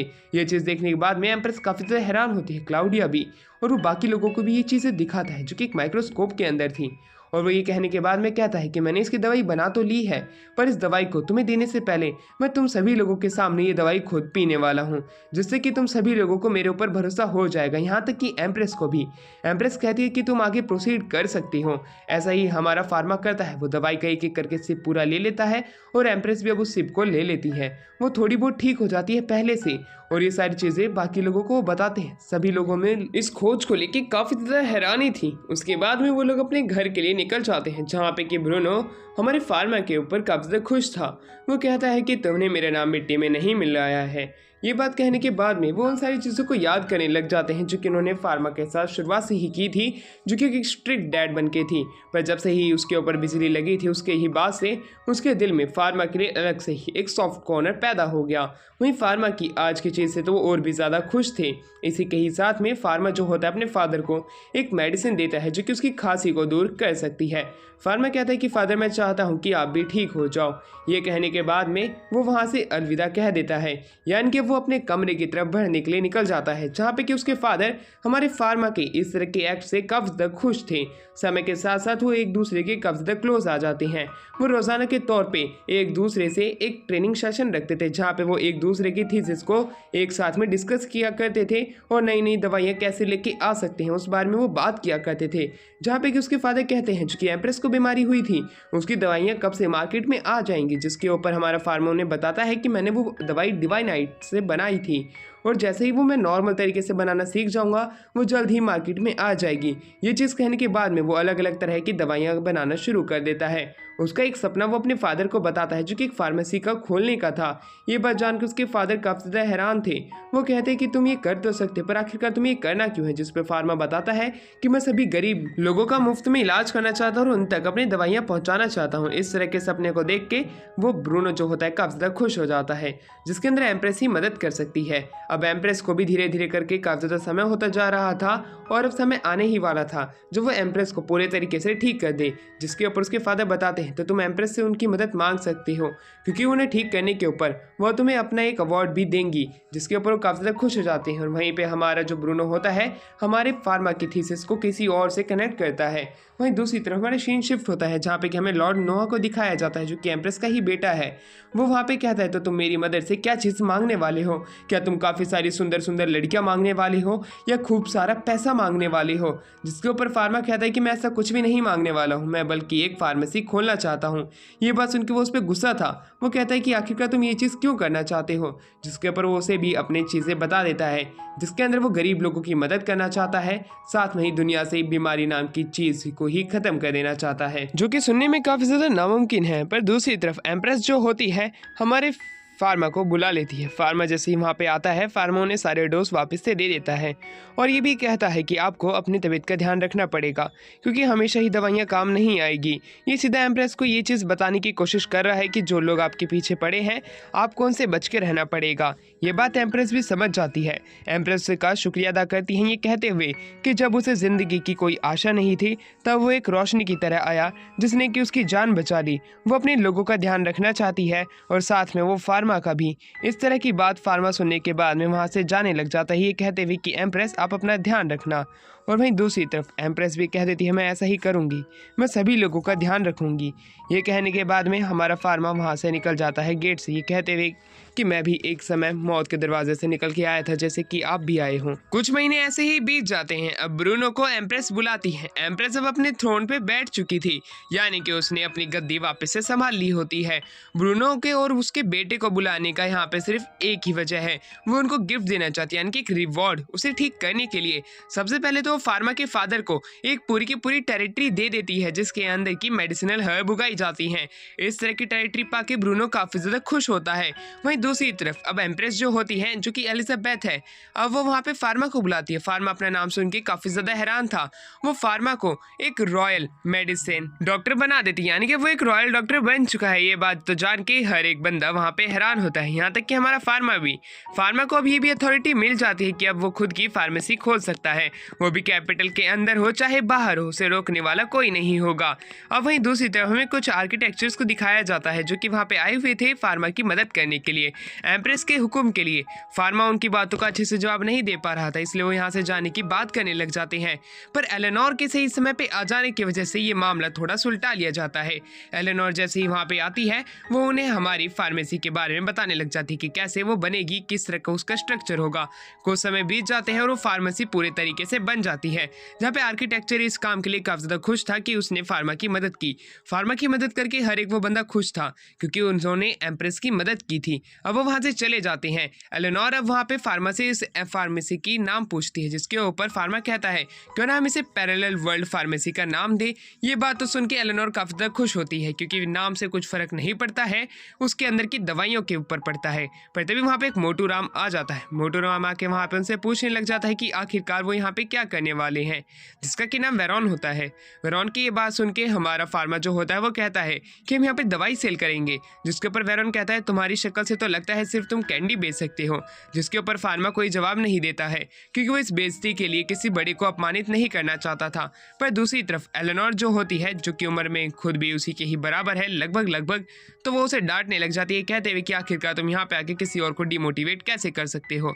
जिसके ऊपर वेरॉन अपनी गलती की माफी मांग के चला जाता है। अब हमें फार्मेसी के अंदर दिखाया जाता है, जहाँ पे हर एक सामान तो फार्मेसी के अंदर आ चुका था, काम भी बढ़ चुका था, पर अभी भी उनके अकाउंट संभालने के लिए उनके पास में कोई भी इंसान नहीं था कि तभी चार्लोट वहाँ पे आती है और वहाँ उनकी मदद करने के लिए कहने लग जाती है। जिसके ऊपर फार्मा मना कर देता है क्योंकि उससे एक बेसिक मैथ भी नहीं होती, वो अकाउंट्स कैसे संभालेगी। ये कहने के बाद में वो अपनी बाकी चीज़ों के लिए निकल जाता है, पर चार्लोट को यहाँ से उधर और उधर से इधर सामान करने का एक काम सौंप देता है। और जब फार्मा अपने घर पे जाता है वो देखता है कि उसके फादर का जो अकाउंट संभालने वाला बंदा था अब वो रिटायर हो चुका है। उसकी एक ऐसी बीमारी है जिसकी वजह से वो काम करने में अच्छे से काम नहीं कर पा रहा है। इस तरह की बात को सुन के वो काफ़ी ज़्यादा हैरान था कि जिसका कि नाम सेड्रिक होता है। अब वहीं सेड्रिक के पाँव की तरफ वो देखता है, वो बिल्कुल ही ठीक होता है, उसे कोई बीमारी नहीं है। उससे इस बात के बारे में समझ में आ जाता है कि फादर चाहते हैं कि वो सेड्रिक को खुद अपनी टीम में ले ले। वो अपने फादर को इस चीज़ के लिए थैंक यू बोलता है, जिसपे कि उसके फादर कहते हैं कि अब तो मैंने उसे रिटायर कर दिया है, अब वो हमारे लिए काम नहीं करेगा, पर वो तुम्हारे लिए काम कर सकता है। वो उसे कुछ रुपए भी देते हैं कहते हुए कि मैं अपने बच्चों को खुश देखना चाहता हूँ, वो चाहे किसी भी चीज़ में आगे बढ़े। ये बात सुनने के बाद में फार्मा जो होता है अपने फादर की इन बातों से काफ़ी ज़्यादा इमोशनल हो जाता है। वो समझ जाता है कि वो सेड्रिक को अब रख सकता है अपने फादर की इजाज़त से। ऐसा ही होता है, काफ़ी दिन बीत जाते हैं पर उनकी फार्मेसी के अंदर कोई भी नहीं आ रहा होता है। फार्मेसी के बारे में वो जानना चाहती थी कि आखिरकार ऐसा क्यों हो रहा है। उनकी फार्मेसी के अंदर दवाइयाँ तो सस्ते दामों में मिल रही हैं, फिर भी लोग आखिरकार क्यों नहीं आ रहे हैं। पर ऐसा देखने से नहीं लग रहा होता है क्योंकि बाहर से तो लोग इसकी दुकान को ऐसे देखते हैं कि अंदर काफ़ी ज़्यादा अच्छी चीज़ है, पर वो लोग अंदर नहीं आते हैं। इस चीज़ का पता लगाने के लिए वो लोग चार्लोट को एक सर्वे के लिए भेज देते हैं, जो कि चार्लोट उन लोगों के बीच में जाके करेगी एक कॉमनर बन के, जिससे कि पता लगा सके कि वो लोग ऐसा क्यों करते हैं। हमारी वो फार्मेसी को तो देखते हैं पर वो आते नहीं हैं। चार्लोट अपनी रिपोर्ट उन्हें देने लग जाती है। 50% से ज़्यादा लोग ये समझते हैं कि यहाँ पे एक इंपीरियल टैग लगा हुआ है हमारी फार्मेसी के बाहर में, तो वो काफ़ी ज़्यादा घबराते हैं कहीं वो पास में आए और किसी तरह का अगर उन्होंने रूल ब्रेक किया तब उन्हें जेल में डाल दिया जाएगा, या हमारी फार्मेसी के बाहर में जो 2 बड़े से गार्ड हैं वो लोग कहीं उन्हें सज़ा ना दे दे किसी तरह का रूल तोड़ने पे। और वो लोग इस चीज़ से भी डरते हैं कहीं अंदर की चीज़ काफ़ी ज़्यादा महंगी तो नहीं होगी। यही कुछ चीज़ें हैं जिससे कि लोग हमारी फार्मेसी के अंदर आने से डरते हैं। जब हम इन चीज़ों को चेंज कर लेंगे तब लोग वापस से आने लगेंगे। सेड्रिक के बारे में वो कुछ थोड़ी बहुत राय लेते हैं और बाकी लोगों से भी। अब वो लोग एक चीज़ पे ज़रूर पहुंच जाते हैं कि हमें अब लोगों का नज़रिया बदलना पड़ेगा हमारी फार्मेसी के लिए, तभी हम कुछ कर सकते हैं। इसी प्रकार हमें वहाँ पे कैन नाम के बूढ़े अंकल को आते हुए दिखाया जाता है, जो कि उनकी फार्मेसी में नए थे। वो उनका थोड़ा लिक्विड पानी पीते हैं जो कि ORS का बना हुआ था। उसे पीने के बाद में वो काफ़ी ज़्यादा खुद को हेल्दी महसूस करते हैं। उसके बाद में वो एक कैंडी देखते हैं जो कि विटामिन C से बनी हुई थी। वो उस कैंडी को भी चखते हैं और उसे चखने के बाद में वो वहां से जाने लग जाती है कहते हुए कि मुझे तुम्हारी फार्मेसी काफी ज्यादा अच्छी लगी। वहीं बाहर वो बूढ़े अंकल काफी अमीर लोगों से बातचीत करने लग जाते हैं। ये दूर खड़ा हुआ फार्मा भी नोटिस कर रहा होता है। फार्मा की नजर अब 2 क्लाउन के ऊपर जाती है जो कि उनके आसपास घूम रहे थे, जो कि उन्हीं के ही फादर और मदर होती हैं। वो उन्हें कहता है कि आखिरकार आप ऐसा क्यों कर रहे थे, जिसके ऊपर वो बताते हैं कि हम तो देखने आए थे कि हमारा बेटा कैसा कर रहा है, पर देखने से तो लग रहा है कि यहाँ पे इतने ज़्यादा कस्टमर नहीं आते हैं। फिर फार्मा उन्हें अपनी फार्मेसी दुकान दिखाने लग जाता है। फार्मेसी की जो उनकी शॉप थी वो काफ़ी ज़्यादा अच्छी थी। ग्राउंड फ्लोर पे ऐसी मेडिसिन थी जो कि लोगों की रोज़मर्रा की ज़रूरत है। फार्मेसी की शॉप के उन्होंने 2nd लेवल पे कुछ ऐसे कमरे बनाए थे जहाँ पे कि लोग रेस्ट कर सकते हैं। 3rd के ऊपर पेशेंट के ऊपर इलाज किया जाएगा, और जो उनका 4th लेवल है वो 4th लेवल हमारे खुद फार्मा का होने वाला है, क्योंकि 4th लेवल के ऊपर वो वहाँ पे खुद की मेडिसिन के ऊपर एक्सपेरिमेंट करेगा कि वो क्या सही से काम करती भी हैं या नहीं करती हैं। वहीं दूसरी तरफ उसके फादर कहने लग जाते हैं कि लोगों का मतलब तुमसे काफी ज्यादा डर है, कहीं लोग यहाँ पे आए और उन्हें किसी रूल्स तोड़ने की वजह से जेल में ना डाल दिया जाए, इसी वजह से तुम लोगों की अटेंशन को कैच नहीं कर पा रहे हो। वहीं दूसरी तरफ उसकी मदर कहती है क्यों ना तुम छोटे मोटे ब्यूटी प्रोडक्ट बनाओ जिनके लिए लोग यानी कि वो बदसूरत औरतें काफी ज्यादा मरती हैं। ये बात सुनकर उसके फादर काफी ज्यादा गुस्सा थे। वो कहते हैं कि आखिरकार औरत खुद को सुंदर दिखाने के लिए उस सफेद पदार्थ का इस्तेमाल कैसे कर सकती हैं, जो कि ऑब्वियस सी बात है फार्मा को पता था कि वो किस चीज से बनते हैं, जिसकी वजह से काफी सारी स्किन प्रॉब्लम भी हो सकती है। फार्मा को एक बात ये जरूर पता थी, उसे कुछ ऐसा प्रोडक्ट जरूर लाना पड़ेगा मार्केट के अंदर जो कि वायरल हो सके, लोगों के बीच तक जा सके, और ये कॉस्मेटिक का सामान जरूर उसके लिए एक सीढ़ी की तरह है। अगर वो इस पे कदम रख देता है तो वो आगे बढ़ता हुआ जाएगा। फार्मा के फादर ब्रूनो जो होते हैं वो कहने लग जाते हैं ये जो कॉस्मेटिक का सामान है ये एक पल के लिए ठीक तो है, पर इसे ज़्यादा लंबे समय तक नहीं चला सकते हैं क्योंकि इससे काफ़ी सारे स्किन डिसीज भी हो सकते हैं। ये बात फार्मा को पहले से पता थी क्योंकि उसके अंदर जो कंपोनेंट मिलाए जाते हैं वो काफ़ी ज़्यादा खतरनाक होते हैं ह्यूमन स्किन्स के लिए, इसलिए वो कुछ ऐसी चीज़ें बनाने के बारे में सोचता है जो कि उसकी दुनिया में थी, जैसे कि सनस्क्रीन हो गए, मॉइस्चराइजर हो गए और लिप बाम हो गए। इस तरह की चीज़ें इस दुनिया के अंदर काफ़ी ज़्यादा नहीं होगी। उसके फादर जो होते हैं वो अपने बेटे के आविष्कार जल्द से जल्द देखना चाहते थे। उसकी मदर खुद भी हैरान थी कि तभी वहाँ पे एक आदमी आते ही कहते हुए कि एक पेशेंट को आपकी ज़रूरत है, आपको जल्द से जल्द चलना पड़ेगा। वहीं पे फार्मा जो होता है बड़ी ही जल्दी वहाँ से निकल जाता है। उसे लोग शुरुआत में तो रोकते हैं पर उसके पास में एक इंपीरियल टैग होता है जो कि उसे कहीं पे भी जाने की इजाज़त देता है, इसलिए लोग उसे जाने देते हैं। अब फार्मा जो होता है उस लड़की के पास पहुँचता है और उसकी हालत काफ़ी ज़्यादा ख़राब हो रही थी, वो काफ़ी ज़्यादा पतली पड़ गई थी। वो अपनी डिवाइन आई से देखता है कि इसके शरीर के ऊपर हाथों पे काफ़ी ज़्यादा कट है जो किसी ने खुद ने लगाए हैं, जिसकी वजह से उसके शरीर का काफ़ी ज़्यादा खून यहाँ से निकल चुका है। ये चीज़ देखने के बाद में वो उसे अपनी फार्मेसी में आने के लिए कहता है और जैसे ही वो लड़की जो होती है जो कि अब बेहोश हो जाती है वो उसकी फार्मेसी में चलने के लिए तैयार हो जाती है। फार्मा कहता है कि आखिरकार तुमने ये सब क्यों किया, तुम्हारे इस वजह से काफ़ी सारा खून बह के निकल चुका है, इसकी वजह से तुम्हें काफ़ी ज़्यादा दिक्कत भी हो सकती है। और वो अब उससे उसकी पूरी स्टोरी पूछते हैं जिसमें वो बताती है कि उसके क्रश ने उसे रिजेक्ट कर दिया था, ये कहते हुए कि वो उतनी सुंदर नहीं है, ना ही वो उतनी पतली है जितनी कि एक सुंदर लड़की को होना चाहिए था। अब वो उसके पीछे इतनी पागल हो चुकी थी कि वो कुछ भी करने को तैयार थी, इसी वजह से उसने ऐसा कदम उठाया जिसके ऊपर फार्मा उसे ऐसी चीज़ें करने के लिए मना कर देता है क्योंकि सुंदरता सिर्फ ऊपरी नहीं अंदर की भी होनी चाहिए। पर वो लड़की मानने को राजी ही नहीं थी। वो कहती है तो आखिरकार फिर मैं जीऊँ क्यों अगर वो मुझे ना ही मिलेगा तो, जिसके ऊपर फार्मा कहता है तो क्यों ना तुम मुझे एक हफ्ते बाद यहीं पे आके मिलो, मैं तुम्हारी इस प्रॉब्लम का सोल्यूशन ज़रूर ढूंढ निकालूंगा। उसकी बात सुनकर वो लड़की काफ़ी ज़्यादा खुश हो जाती है। अब हमें दिखाया जाता है कि कैसे फार्मा एक सनस्क्रीन बना लेता है लोगों के लिए और काफ़ी सारे मॉइस्चराइजर भी बनाता है और बाकी की कुछ और चीज़ें भी जो कि फेस पे लगाई जा सकती हैं जिससे कि लोग सुंदर दिख सकें। ये वाइट पाउडर जैसी चीज़ नहीं है, ये उससे काफ़ी ज़्यादा अलग होने वाली है और ये चीज़ सबसे पहले वो ट्राई करता है उसी लड़की के ऊपर जिसने कि अपने लव के लिए अपने हाथों को काट लिया था। एलोना भी जो होती है वो कहने लग जाती है कि आखिरकार तुम इस तरह के आइडिया से कैसे उभर के आते हो। वहीं पे वो अब एम्प्रेस के लिए भी वो कुछ प्रोडक्ट बाहर निकाल लेता है। अब वो उस लड़की को ये सारे प्रोडक्ट ट्राई करने के लिए कहता है। वो लड़की एक एक करके उन प्रोडक्ट्स को ट्राई करती है और अब वो पहले से काफ़ी ज़्यादा खूबसूरत दिखने लग चुकी थी। उसके चेहरे पे वो रौनक थी जो कि किसी और लड़की के चेहरे पे कभी नहीं दिखने वाली थी। ये चीज़ देख के वो काफ़ी ज़्यादा खुश होती है और वो कहती है कि मुझे इस तरह का प्रोडक्ट का पहला ट्रीटमेंट देने के लिए मैं आप लोगों का शुक्रिया अदा करना चाहती हूँ और अगली बार से मैं ऐसी गलती कभी नहीं करूँगी। दूसरी तरफ चार्लोट जो होती है फ्री की एडवर्टीजमेंट करने लोगों के बीच पहुँच जाती है। शहर की सारी बदसूरत और मोटी लड़कियाँ वहाँ पे आके भीड़ लगा लेती हैं इस क्रीम को टेस्ट करने के लिए। वो जैसे उस क्रीम को टेस्ट करती हैं उनके चेहरे की स्किन थोड़ी बहुत बदल जाती है, वो पहले से ज़्यादा गोरी लगने लग जाती है और त्वचा के ऊपर ज़्यादा निखार आ चुका था। इस तरह की क्रीम शहर के अंदर काफ़ी ज़्यादा वायरल हो जाती है। पर वहीं पे वही लड़कियां थी जिसने कि हाथ काटा था, उसके पास में वो प्रोडक्ट नहीं था जो कि फार्मा के पास होना चाहिए था बेचने के लिए, क्योंकि वो अब दूसरी बार भी उस क्रीम को लगाना चाहती है। पर अब वो प्रोडक्ट उनके पास में नहीं है, इसलिए वो लड़की उनकी मदद करने के लिए राज़ी हो जाती है कहते हुए कि मेरी फैमिली पहले से थोड़ी अमीर है और मेरे पास ऐसे लोग भी हैं जो कि तुम्हारी मदद कर सकते हैं क्रीम को बनाने में और बेचने में भी, जिसके ऊपर कि हमारा अकाउंटेंट भी राज़ी हो जाता है फार्मा के साथ में। अब वो दुकान जो कि उनकी कॉस्मेटिक की थी, जो कि पैरेलल वर्ल्ड मेडिसिन की थी, वो काफ़ी ज़्यादा सिटी के अंदर वायरल हो जाती है। सारी बदसूरत लड़कियां पहले से ज़्यादा खूबसूरत दिखने लग जाती हैं। शहर के अंदर एकदम सही सुंदर लड़कियों का एकदम से ग्राफ ऊपर की तरफ उठ जाता है। ये सारी चीज़ें हमारी चार्लोट उन लोगों को बता रही होती है। वो सभी लोग काफ़ी ज़्यादा खुश होते हैं अपनी इस तरह की जीत से। कुछ समय के बाद का हमें सीन दिखाया जाता है जहाँ पे कि ब्रूनो जो होता है अपनी न्यू टेरिटरी के पास में आता है जो कि पोर्ट नाम से काफ़ी ज़्यादा फेमस है, जो कि ये टेरिटरी उसे एम्प्रेस द्वारा दी गई थी क्योंकि यहाँ पे काफ़ी सारी मेडिसिनल हर्ब उगाई जाती है। जहाँ पे कि ब्रूनो काफ़ी सारे मिनिस्टर से बात कर रहा था उस टेरिटरी के कि वहाँ पे हमारा फार्मा भी था, फार्मा के ऊपर से ही ये सारी बातें जा रही थी। इसलिए उसके जो फादर होते हैं ब्रूनो, वो उसे बाहर खेलने के लिए भेज देते हैं कि वो जाए और टेरिटरी का जायजा ले सके कि वो कहाँ पे रह सकता है इस समय के लिए, जिसके ऊपर ब्रूनो मान जाता है और ब्रूनो वहाँ से निकल जाता है। ब्रूनो जो होता है सिटी के अंदर घूमने लग जाता है जहाँ पे कि उसे वहाँ पे बेलेंसिया दिखती है और उसकी सर्वेंट चार्लोट भी दिखती है। वो सभी लोग अब सिटी के अंदर घूमने के बारे में कहने लग जाते हैं और वो एक बीच पे आते हैं। बीच पे आने के बाद में वो लोग समुद्र के अंदर जाने की बात करने लगते हैं, पर फार्मा नहीं मान रहा था। चार्लोट और बेलेंसिया के बार बार कहने के ऊपर वो लोग उसे जाने के लिए इजाज़त दे देता है क्योंकि वो लोग इतनी ज़्यादा रिक्वेस्ट कर रही थी कि वो उन्हें मना भी नहीं कर पाता है। अब वो बीच के पास में खेलने लग जाते हैं जहाँ पे कि हमें एलेनोरा को भी दिखाया जाता है, वो भी उनके साथ आई हुई थी।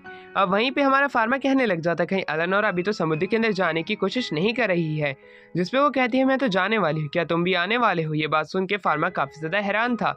अब एलेनोरा जो होती है वो भी उन लोगों के साथ में खेलने लग जाती है पानी के अंदर, और वहीं फार्मा जो होता है दूर से खड़ा हुआ उन लोगों को देख रहा होता है। फार्मा को बेलेंसिया के अंदर उसकी अपनी बहन की यादें आने लग जाती हैं।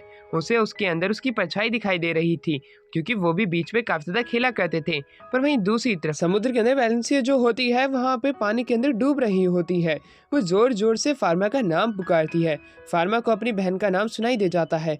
वो पानी के अंदर तैरते हुए अंदर के अंदर जाया जा रहा था अपनी बहन को बचाने के लिए। उसकी बहन लहरों के बीच में पानी के अंदर डूब जाती है। अब जब हमारा फार्मा से थोड़ी ही दूर था वो पानी के अंदर खिंची चली जा रही थी। वो अपनी मैजिक पावर का इस्तेमाल करता है और काफ़ी सारा पानी एकदम से गायब हो जाता है उसके चारों तरफ का। ये तो देख के एलेनोरा भी काफ़ी ज़्यादा हैरान होते कि आखिरकार फार्मा कर क्या रहा है। फार्मा अपनी बहन के साथ में बीच के कोने पे आता है, यानी कि अब उसने बचा लिया होता है। एलेनोरा कह रही होती है आखिरकार तुमने क्या किया, जिसके ऊपर वो बताता है कि मैंने वाटर के नेगेटिव पावर का इस्तेमाल किया था। जिसपे वो कहती है कि नेगेटिव पावर का इस्तेमाल करना ये नहीं होता कि तुमने पानी को गायब कर दिया, तुमने किसी और आर्ट का इस्तेमाल किया है। उसके बारे में फार्मा उन्हें और चीज़ें नहीं बता सकता था, पर एलेनोरा कहती है कोई बात नहीं, तुमने अपनी बहन को बचाने की कोशिश की थी, शायद से तुमने अपनी ज़्यादा पावर का इस्तेमाल कर लिया। वहीं दूसरी तरफ चार्लोट काफ़ी ज़्यादा घबरा गई थी इस तरह की पावर देखने के बाद में फार्मा की। वहीं फार्मा जो होता है वो भी इस तरह के सदमे से नहीं निकल पा रहा होता है कि आखिरकार उसने चार्लोट और बाकी लोगों को अपनी किस तरह की साइड दिखा दी।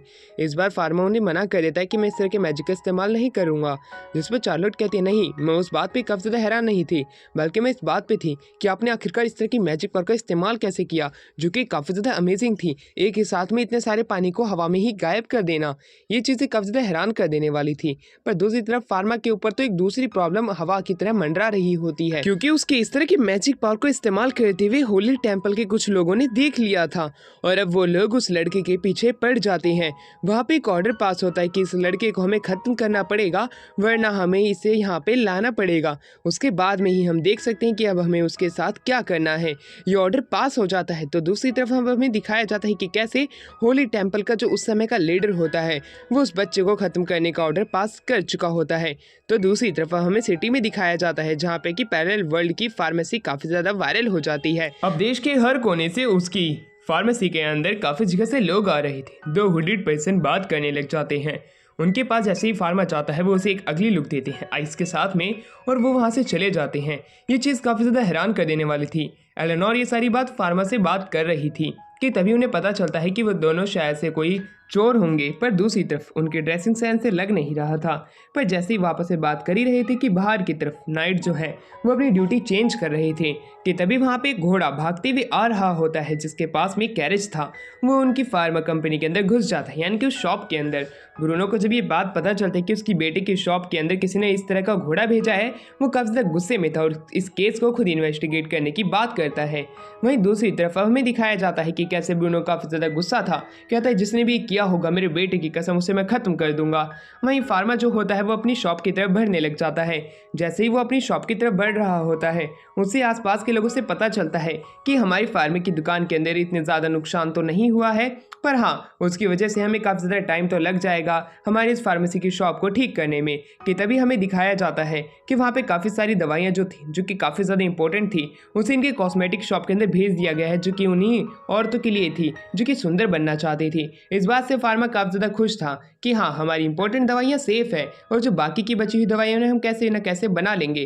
पहला था उनकी शॉप को वापस से ठीक करना। बूढ़ा अंकल अपने साथ अपने कुछ साथियों को लेके आया था। इनकी शॉप के लिए आधा गाँव आगे आ चुका था ठीक कराने के लिए, और वहीं पैसे की जरूरत भी गाँव के ही लोग पूरी कर दे रहे थे। इसकी वजह से हमारे फार्मा को बाहर से किसी की मदद नहीं लेनी पड़ी। पर तभी एक लड़की रोती हुई आती है, कहती है मेरे पिता की डेथ होने वाली है, अगर तुम टाइम पे नहीं गए तो, इसलिए फार्मा को उसके साथ जाना पड़ता है। पर जैसे वो थोड़ा जंगल के अंदर आता है कि तभी वो लड़की जो होती है उसका फेशियल एक्सप्रेशन बदल जाता है और वो वहां से गायब हो जाती है। फार्मा को पता नहीं चलता कि आखिरकार उसके साथ क्या हो रहा है कि तभी उसे कुछ लोगों की प्रेजेंस महसूस होती है जो कि होली टेम्पल के यहाँ से आए थे।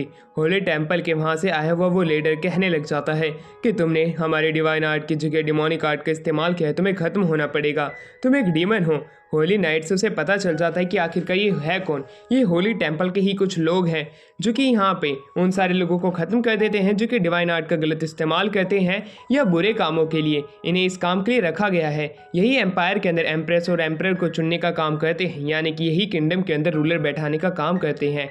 ये पावर का पिनैकल है जो कि इंसान नहीं पहुंच पाता है। इसी प्रकार उन्होंने एक और आदमी को कैद किया था और उसकी पावर उससे छीन ली थी।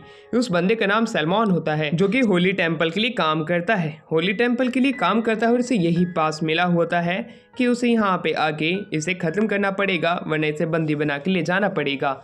उसके ऊपर वो लोग अटैक करने की भी कोशिश करते हैं, पर हमारा फार्मा जो होता है उनके उस मैजिक पोर्टल को ख़त्म कर देता है। और जब वो लोग उसके चारों तरफ घूमने लग जाते हैं तब उनमें से एक उसके ऊपर फायर मैजिक का इस्तेमाल करता है, जिससे कि हमारा फार्मा बड़ी आसानी से एक डोम बना के खुद को बचा लेता है। वो कहता है अगर तुम मुझसे शांति से बात नहीं करोगे तो मुझे भी तुम्हें ख़त्म करना पड़ेगा। उसी समय उसके ऊपर कुछ लोग अटैक करते हैं कि तभी फार्मा अपनी पावर का इस्तेमाल करके उससे भी बच जाता है। फार्मा को गुस्सा आ चुका था, सैलमॉन उसे मारने का ऑर्डर पास कर चुका था कि तभी हमारा जो फार्मा होता है वो अपने फुल पावर का इस्तेमाल करता है और आपस में एक डोम बनाता है, जिससे कि उनके हर एक अटैक को वो उससे बड़े ही प्यार से रोक पा रहा होता है। सलमान ये देख के काफी ज्यादा हैरान था। वो कहता है कि जरूर एक डीमन है तभी हमारे अटैक से बच पा रहा है कि तभी उसके आसपास से एक व्हाइट लाइट ग्लो करती है, जिसकी वजह से उसके ऊपर गॉड ऑफ मेडिसिन का एक ब्लेसिंग उनके दिख जाता है जो कि एक पैटर्न के रूप में था। सलमान ये देखने के बाद में काफी ज्यादा हैरान होता है कि ये गॉड ऑफ ब्लेसिंग का ही एक रीइंकार्नेशन है। वो उससे माफी मांगने लग जाता है कि उनसे अभी को कुछ भी हुआ उसके लिए वो उसे माफ कर दें। उनकी इतनी हिम्मत कि उन्होंने गॉड ऑफ मेडिसिन के ऊपर अटैक करने की कोशिश की, इसलिए सैलमॉन कहता है कि मैं खुद को ही मारना पसंद करूंगा क्योंकि उसके पाँव पे भी चोट लग चुकी थी। वो खत्म वैसे ही होने वाला था। वो अपने साथियों को बचाने के लिए खुद को खत्म करने का वादा करता है और खुद को मारने ही जा रहा था कि तभी हमारा फार्मा जो होता है उसे रोक लेता है और अपनी पावर से सैलमॉन को ठीक करने के बारे में सोचने लग जाता है। आखिरकार वो डॉक्टर है, किसी को ऐसे कैसे मरने दे सकता है, इसे जल्द से जल्द एक ऑपरेशन करना पड़ेगा, उसी के ही बाद उस सैलमॉन को बचा सकता है, वरना उसे बचाना नामुमकिन है। वो पहले एक फार्मास्यूटिकल में एक साइंटिस्ट के रूप में काम किया करता था, ना कि किसी तरह के सर्जन के काम में, इसलिए उसे काफी ज्यादा दिक्कत आएगी इस काम के लिए। पर अगर उसने ऐसा नहीं किया तब सैलमॉन जल्द ही मारा जाएगा, इसलिए उसे एक फैसला करना ही होगा। इसलिए वो कहता है कि तो सैलमॉन मैं तुम्हारा आज ही चेकअप करने वाला हूँ और आज ही मैं तुम्हें ठीक करूंगा। ये कहने के बाद वो एक कैंप बनाता है और कैंप बनाने के बाद वो एनेस्थीसिया को क्रिएट करने लग जाता है। सैलमॉन ये देख के हैरान था कि आखिरकार वो क्या कर रहा है, ये किस तरह के कपड़े हैं जिसके ऊपर वो कपड़े पहन लेता है। वो कहता है इससे इन्फेक्शन नहीं फैलता है और वो अपने अलग अलग तरह के सामान बाहर निकाल लेता है। वो सैलमॉन के चेलों के पास जाता है और कहता है तुम्हें खुश हो जाना चाहिए क्योंकि सैलमॉन अब बच चुका है। इस तरह की बात सुन के सैलमॉन के जितने भी साथी थे वो काफ़ी ज़्यादा खुश थे। अगले दिन सैलमॉन जो होता है वो आया हुआ होता है, वो शुक्रिया अदा करने आया था और वहीं वो उसी के साथ में उसके लिए कुछ भेंट लेके आया था। वो उसे बताता है कि वो अब एक बिशॉप बन चुका है और वो फार्मा की मदद करने के लिए पूरे तरीके से तैयार है क्योंकि वो गॉड ऑफ मेडिसिन का एक रीइंकार्नेशन है। वो जब तक गॉड की मदद करेंगे उन्हें खुशी मिलती रहेगी। इस तरह की बात सुन के फार्मा काफ़ी ज़्यादा खुश था। उसी के ही साथ में हमारा बिशॉप सैलमॉन जो है वो फार्मा के लिए और भी कुछ खतरनाक चीज़ लेके आया होता है जो कि वो सीधा टेम्पल की है। टेम्पल की चीज़ों का नाम सुन के वो हैरान था कि तभी हमारा जो सैलमॉन बिशॉप होता है वो उसे एक स्टाफ दिखाता है। ये स्टाफ हमारे टेम्पल की एक धरोहर है जिसे कि आज मैं हमारे फार्मा को देने वाला हूँ। ये स्टाफ 5 एलिमेंट को कंट्रोल कर सकता है और जो कोई भी इस स्टाफ को पा लेता है वो हवा में उड़ने की काबिलियत भी रखता है।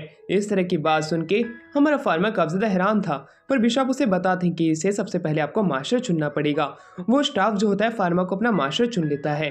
एलेनोरा वो स्टाफ लेना चाहती थी, पर उसके हाथ से वो आर पार हो जाता है। बिशप बताते हैं कि अब इस स्टाफ को सिर्फ हमारा फार्मर ही उठा सकता है, वरना ऐसे गॉड्स जो कि पृथ्वी पे हैं वही उठा पाएंगे। इस तरह की बात पहले ही लोगों को हैरान कर देने वाली थी कि तभी वो बताता है इस स्टाफ को कैरी करने वाला पर्सन हवा में भी उड़ सकता है, पर सिर्फ वो लेजेंड में देखा गया है। पर फार्मर ने उसी समय उड़ के दिखाता है, जो कि हर एक को हैरान कर देने वाली न्यूज़ थी। बिशप साथ में ही ये भी बताते हैं कि उस घोड़े को उसकी फार्मेसी शॉप के अंदर उन्होंने नहीं बल्कि किसी और ने भेजा था। उसके और भी दुश्मन है कि तभी हमारे बिशप एक और लॉकेट निकालता है, जिसकी मदद से हमारे फार्मा का जो लेवल है वो कंट्रोल हो सकता है और उसकी शैडो वापस आ सकती है। ये पाके तो हमारा फार्मा उस स्टाफ से भी ज़्यादा खुश होता है। अब वो इधर से उधर घूमने लग जाते हैं सिटी के अंदर, जहाँ पे कि हमारी बैलेंसिया जो होती है चार्लोट के साथ में घूम रही थी कि उसी दौरान वो नोटिस करते हैं कि आसपास में काफ़ी सारे लोग उनकी फार्मेसी के बारे में बात करने लग जाते हैं कि अभी भी पैरेलल वर्ल्ड की फार्मेसी की काफ़ी सारी गोलियां मार्केट में नहीं आई हैं। जब गिल्ड उन्हें अप्रूव कर देगी तब वो सस्ते दामों में लोगों को मिलने लग जाएगी। ये सारी बातें हमारा फार्मा भी सुन रहा होता है। फार्मा को ये चीज़ पता चल जाती है कि उसे खुद की ही एक गिल्ड बनानी पड़ेगी जो कि फार्मेसी के लिए होगी, इसलिए वो बाकी लोगों से बात करने लग जाता है, क्योंकि हमारी जो अभी की फार्मेसी गिल्ड है वो इन्हें अप्रूव नहीं करने वाली इनकी दवाइयों को, इसलिए वो खुद की ही गिल्ड बनाएगा और खुद की दवाइयों को अप्रूव करवाएगा। इस प्रकार वो मार्केट में सस्ते दामों में दवाइयाँ बेच सकता है। वहीं फार्मेसी गिल्ड के सारे बुढ़े आदमी कहने लग जाते हैं कि ये एरिस्टोक्रेट फैमिली का एक ब्रेड यहाँ पे आके कर क्या रहा है। वो हमारी मार्केट के अंदर हमारे ही पाँव खिंचवाने में लगा हुआ है, जिसे कि हमें टेकने में काफ़ी सारे समय लगा था। हम ऐसा बिल्कुल भी नहीं होने देंगे। हम उसकी वो दुकान बंद करा के रहेंगे जो कि हमारे पैसे लूट रही है। हम लोगों को महंगी दवाइयाँ इसलिए बेचते हैं कि हमारा घर चल सके, पर ये सस्ते दामों में लोगों को ठीक कैसे कर सकता है, जो कि अभी के समय हमारे प्रेजेंट वर्ल्ड को दर्शाते हैं कि कैसे कुछ ताकतवर लोग गरीब लोगों के पास दवाइयाँ नहीं पहुँचने देते हैं। वहीं दूसरी तरफ एक लड़के की बेटी काफ़ी ज़्यादा बीमार हो रही थी कि तभी फार्मो ने देख लेता है। उन्हें अपनी गिल्ड में ले जाने का वादा करते उन्हें ठीक कर देगा। इस प्रकार वो आदमी जाना तो नहीं चाहता था क्योंकि वो भी फार्मेसी गिल्ड का एक हिस्सा है, पर तब भी वो उनकी फार्मेसी शॉप में जाता है, जहाँ पे कि वो गार्ड उन्हें ग्रीट करते हैं। और जैसे ही वो बंदा उसकी गिल्ड के अंदर जाता है एक छोटी सी गली से होते हुए, वो ये देख के काफ़ी ज़्यादा हैरान था कि यहाँ पे अलग अलग चीज़ है जो कि लोगों को ठीक करने के काम आती है। काफ़ी सारे इक्विपमेंट है जो कि उनकी फार्मेसी शॉप के अंदर नहीं होते हैं। वहीं पे हमारा फार्मर जो होता है उससे उसकी सिम्टम्स पूछता है। ये आदमी तो सुन के काफ़ी ज़्यादा हैरान होता है कि आखिरकार ये ऐसा क्यों कर रहा है, और साथ में ही वो उसका BMI भी चेक करता है। वो उसे बताता है इसे एक नॉर्मल कोल्ड हुआ है और उससे पहले से एक वायरस हुआ था जो कि ठीक हो चुका है, पर अभी भी उसके थोड़े बहुत सिम्टम्स हैं। वो इसे ठीक कर देगा पर उसे दवाइयाँ देनी पड़ेंगी। इस तरह की बात तो सुन के वो काफ़ी ज़्यादा हैरान था कि आखिरकार ये किस तरह का मेथड है। और वहीं उस लड़की का नाम मारिया होता है। वो कहता है आपकी बेटी जल्द ही ठीक हो जाएगी, इसे एक नॉर्मल बुखार है, मैं इसे कुछ दवाइयाँ लिख के दे रहा हूँ, ये आप इसे टाइम टाइम से दे देना तो इसे जल्द ही असर देखने को मिल जाएगा। और वो उसे एक इनहेलिंग करने की भी दवाई देता है, क्योंकि लेने से ज़्यादा अच्छा है अगर वो इसे स्मेल करेगी तो वो जल्द ही ठीक हो जाएगी। उसके फादर काफ़ी ज़्यादा खुश और हैरान होते हैं कि आखिरकार वो किस तरह की शॉप में आया है कि उसकी बेटी के ऊपर इन दवाइयों का असर कुछ ही चंद घंटों में उसे देखने को मिल चुका है। वो शुक्रिया अदा करता है और उससे पैसे के बारे में पूछता है, जिस पर फार्मा कहता है तो आपको ज़्यादा नहीं बस एक सिल्वर कॉइन देना पड़ेगा। सिल्वर कॉइन का नाम सुनते ही उसकी आंखें फट जाती है कि उसने एक इंसान की तबीयत ठीक कर दी और फिर भी वो पैसे एक सिल्वर कॉइन के बराबर ले रहा है। इस प्रकार हर कोई पर्सन उसकी दवाई से बच जाएगा। रात के समय वो गिल्ड लीडर के लिए एक लेटर लिखता है जो कि फार्मेसी की शॉप की जितनी भी दवाइयाँ हैं पैरेलल वर्ल्ड की वो उन्हें मार्केट में लॉन्च कर दे, जिससे कि लोगों की जान बच सकती है। पर उसकी वाइफ कहती है कि हम तो पहले ही डेप्ट में हैं, अगर आप उनकी मदद करने के लिए राजी हो रहे हो तब आपको ब्लैकलिस्ट सहना पड़ेगा। वहीं फार्मेसी गिल्ड के लीडर जो हैं वो आपको जीने नहीं देंगे, जिसके ऊपर वो कहता है कि मैं अच्छाई का साथ दूंगा। वो रोते हुए ये लेटर लिखता है और उसके बाद में अगले दिन अब हमें दिखाया जाता है फार्मेसी गिल्ड के अंदर हल्ला मच जाता है। वो कहते हैं कि आखिरकार तुमने वो सब क्यों लिखा था, हम कैसे हमारे ही एक अपोनेंट की दवाइयाँ मार्केट में ला सकते हैं जिससे कि लोग बड़ी ही जल्दी ठीक होने लगेंगे और हम हार जाएंगे। जिसके ऊपर वो पर्सन कहता है कि मेरे को उसकी गिल्ड का काफ़ी सारा काम बहुत ही ज़्यादा अच्छा लगा, जिसका कि नाम पियर होता है।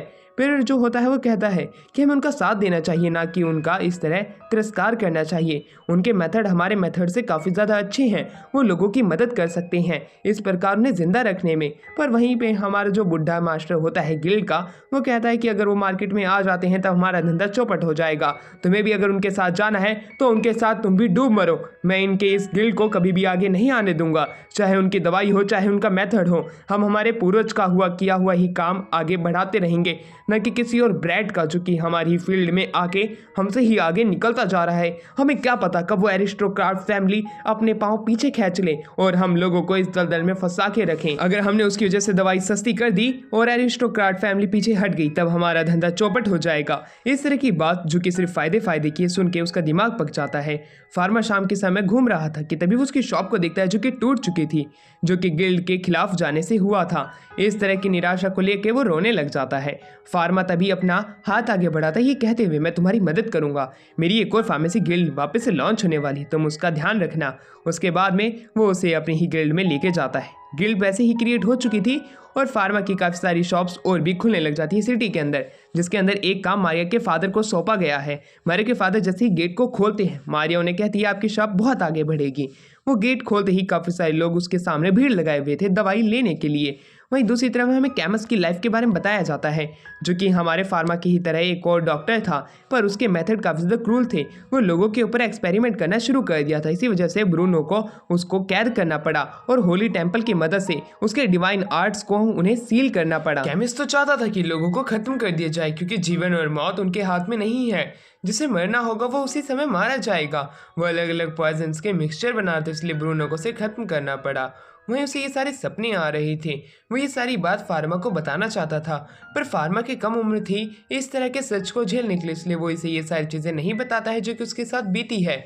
उसी समय उसे एक न्यूज़ मिलती है कि यहाँ पे जल्द ही उसका सबसे बड़ा बेटा आने वाला है। फार्मा को ये बात पता चलती है कि उसका जो बड़ा भाई है वो जल्द ही यहाँ पे आने वाला है। वो भी उसी की तरह ही तेज़ दिमाग का बंदा है, वो भी एक बहुत ही अच्छा फार्मासिस्ट है। फार्मा ये बात जान के काफ़ी ज़्यादा हैरान था कि उसका बड़ा भाई आने वाला है जो कि उसी के ही बराबर समझदार है। कि तभी वहाँ पे ब्रूनो उसे बुलाता है फार्मा को और उसे बताता है कि हमारे ही सिटी में जो कि दूसरी टेरिटरी है वहाँ पे एक मेला लगने वाला है। उस मेले के अंदर तुम्हें जाना है और वहाँ की सारी चीज़ों की देखभाल करनी है, क्योंकि वहाँ पे अलग अलग देश से मर्चेंट आने वाले हैं। पर उसी के साथ में एक अपेंडिक भी चालू हो चुका है, जिसके अंदर काफ़ी हज़ारों लोग मारे गए हैं एक आइलैंड के ऊपर। फिर अब तो उस आइलैंड पे से वो अपेंडेमिक जा चुका है, तो इसका मतलब है कि अभी भी थोड़ी बहुत चिंता करने वाली बात है, कहीं वो इन्फेक्शन वाला सामान इनकी सिटी के अंदर ना आ जाए। इसी वजह से फार्मा को वहाँ पे भेजा जा रहा है। फार्मा को इस तरह की जॉब जो है वो इसलिए दी गई है क्योंकि उसके ऊपर जितने भी लोग काम करने वाले थे उस बीमारी के ऊपर वो एक एक करके मारे गए। सबसे पहले तो लीडर मारा गया, उसके बाद में उसके चेले मारे गए, पर वो नहीं चाहता है कि उसकी कंट्री के अंदर भी इस तरह की बीमारी फैले, इसलिए फार्मा को ही वहाँ पे भेजा जा रहा है। ये डायरेक्ट एम्प्रेस के ऑर्डर के साथ भी आया है। और वहीं पे ब्रूनो भी चाहता है कि फार्मा आगे जाए, क्योंकि फार्मा नहीं चाहता है कि उसकी कंट्री के अंदर इस तरह की बीमारी फैले जिसकी वजह से लोग मारे गए। फार्मा जो होता है उस बीमारी के बारे में सिम्टम्स पूछने लग जाता है कि सबसे पहले जो लीडर मारा गया था उसके नेक्स पे काफी सारे लम्स पाए गए थे। उसके बाद में जो उसका सेकंड चेला था उसको हाई फीवर की वजह से बहुत ही जल्दी मृत्यु हो गई और कुछ लोगों के हाथ काले पड़ने लगे, कुछ लोगों के हाथों पे स्पॉट्स आने लगे। इस तरह के सिम्टम्स काफ़ी ज़्यादा हैरान कर देने वाले थे। फार्मा को कुछ चीज़ें उसमें से पता थी, वो काफ़ी ज़्यादा हैरान था, वो उसके बारे में और जानना चाहता था। फिर हमें उसी की ही माइक्रोस्कोप से एक बहुत ही छोटे चित्र बनाया हुआ दिखाया जाता है जो कि उसे भेजा गया था। वो जैसे ही उसे देखता है वो धीरे धीरे करके समझ में लग जाता है कि ये बीमारी और कोई नहीं बल्कि वही बीमारी है जिसका उसे काफ़ी ज़्यादा डर था, जिसकी वजह से काफ़ी सारे लोग मारे गए थे। वहीं दूसरी तरफ हमें एम्प्रेस को दिखाया जाता है जिसकी मीटिंग के अंदर ये बताया जा रहा था कि पैरेलल वर्ल्ड फार्मेसी यानी कि फार्मा की वजह से 20% लोगों की डेथ रेट कम हुई है। ये जान के काफ़ी सारे लोग खुश हैं, पर उसी के साथ में एम्प्रेस उसे एक आर्कड्यूक बनाना चाहती थी, पर उसका एक एडवाइज़र कहता है कि अभी फार्मा की एज काफ़ी ज़्यादा छोटी है, हम उसे अभी के समय तो आर्चड्यूक नहीं बना सकते हैं, पर एक समय आने पे हम उसे ज़रूर बना देंगे। इस तरह की चीज़ से हमारी एम्प्रेस भी काफ़ी सारा खुश होती है बाकी के एडवाइजर्स के साथ मिलके। वो फार्मा की हर तरीके से मदद करना चाहती है जिस भी तरीके से वो कर सकती है। तो दूसरी तरफ अब हमें दिखाया जाता है कि कैसे फार्मा जो होता है एलेनोरा के साथ में इस बीमारी को लेकर बात करने लग जाता है कि हमें जल्द से जल्द अपने कदम उठाने होंगे, हमें उस बीमारी को रोकना पड़ेगा। वहीं जब वो इस चीज़ के बारे में और भी ज़्यादा ध्यान से पढ़ने की कोशिश करता है, यानी कि बीमारी को स्टडी करने की, तब वो एक चीज़ पे पहुंच जाता है कि बीमारी हमारे लोगों के लिए खतरा बन सकती है। अलग अलग जगह पे क्वारंटाइन कैंप बना दिए जाते हैं, अलग अलग जगह पे चेक पोस्ट बनाई जाती है जो कि बाहर के कंट्री से आने वाले सामान की जांच करेगी। उसी के साथ में फार्मा जो होता है अपने फादर के पास जाता है और भी चीज़ों के ऊपर डिस्कस करने के लिए, और वो एक चीज़ पे पहुंच जाते हैं कि ये बीमारी और कुछ नहीं ब्लैक डेथ है। ब्लैक डेथ ने बहुत समय पहले पूरी दुनिया के 70% लोगों को मार दिया था। ये बीमारी अब वापस से लौट आई है और ये बीमारी जो है इनकी कंट्री में फैलने वाली है। ये बात जान के ब्रूनो काफी ज्यादा गुस्से में थे। वहीं पे एम्प्रेस का ऑर्डर लागू हो जाता है जिसके अंदर बाहर से आने वाले हर एक सामान का इंस्पेक्शन होगा। और वहीं दूसरी तरफ हमारा जो अब फार्मा होता है वो अपने फादर को बताता है कि मैंने इस बीमारी की दवाई तो बना ली है, पर उस दवाई को सिर्फ मैं ही बना सकता हूँ। इसी वजह से इसका प्रोडक्शन इतना ज़्यादा नहीं हुआ है, पर जितना भी हुआ है उसकी मदद से हम लोगों को बचा सकते हैं। पर उससे पहले हमें इस बीमारी को फैलने से रोकना पड़ेगा, क्योंकि अगर हमारे पूरे देश के लोगों को ये बीमारी हो गई तब सबको बचाना तो नामुमकिन है। एम्प्रेस का ऑर्डर पास हो जाता है। काफ़ी अलग अलग जगहों पर चेक पॉइंट्स बनाए जाते हैं।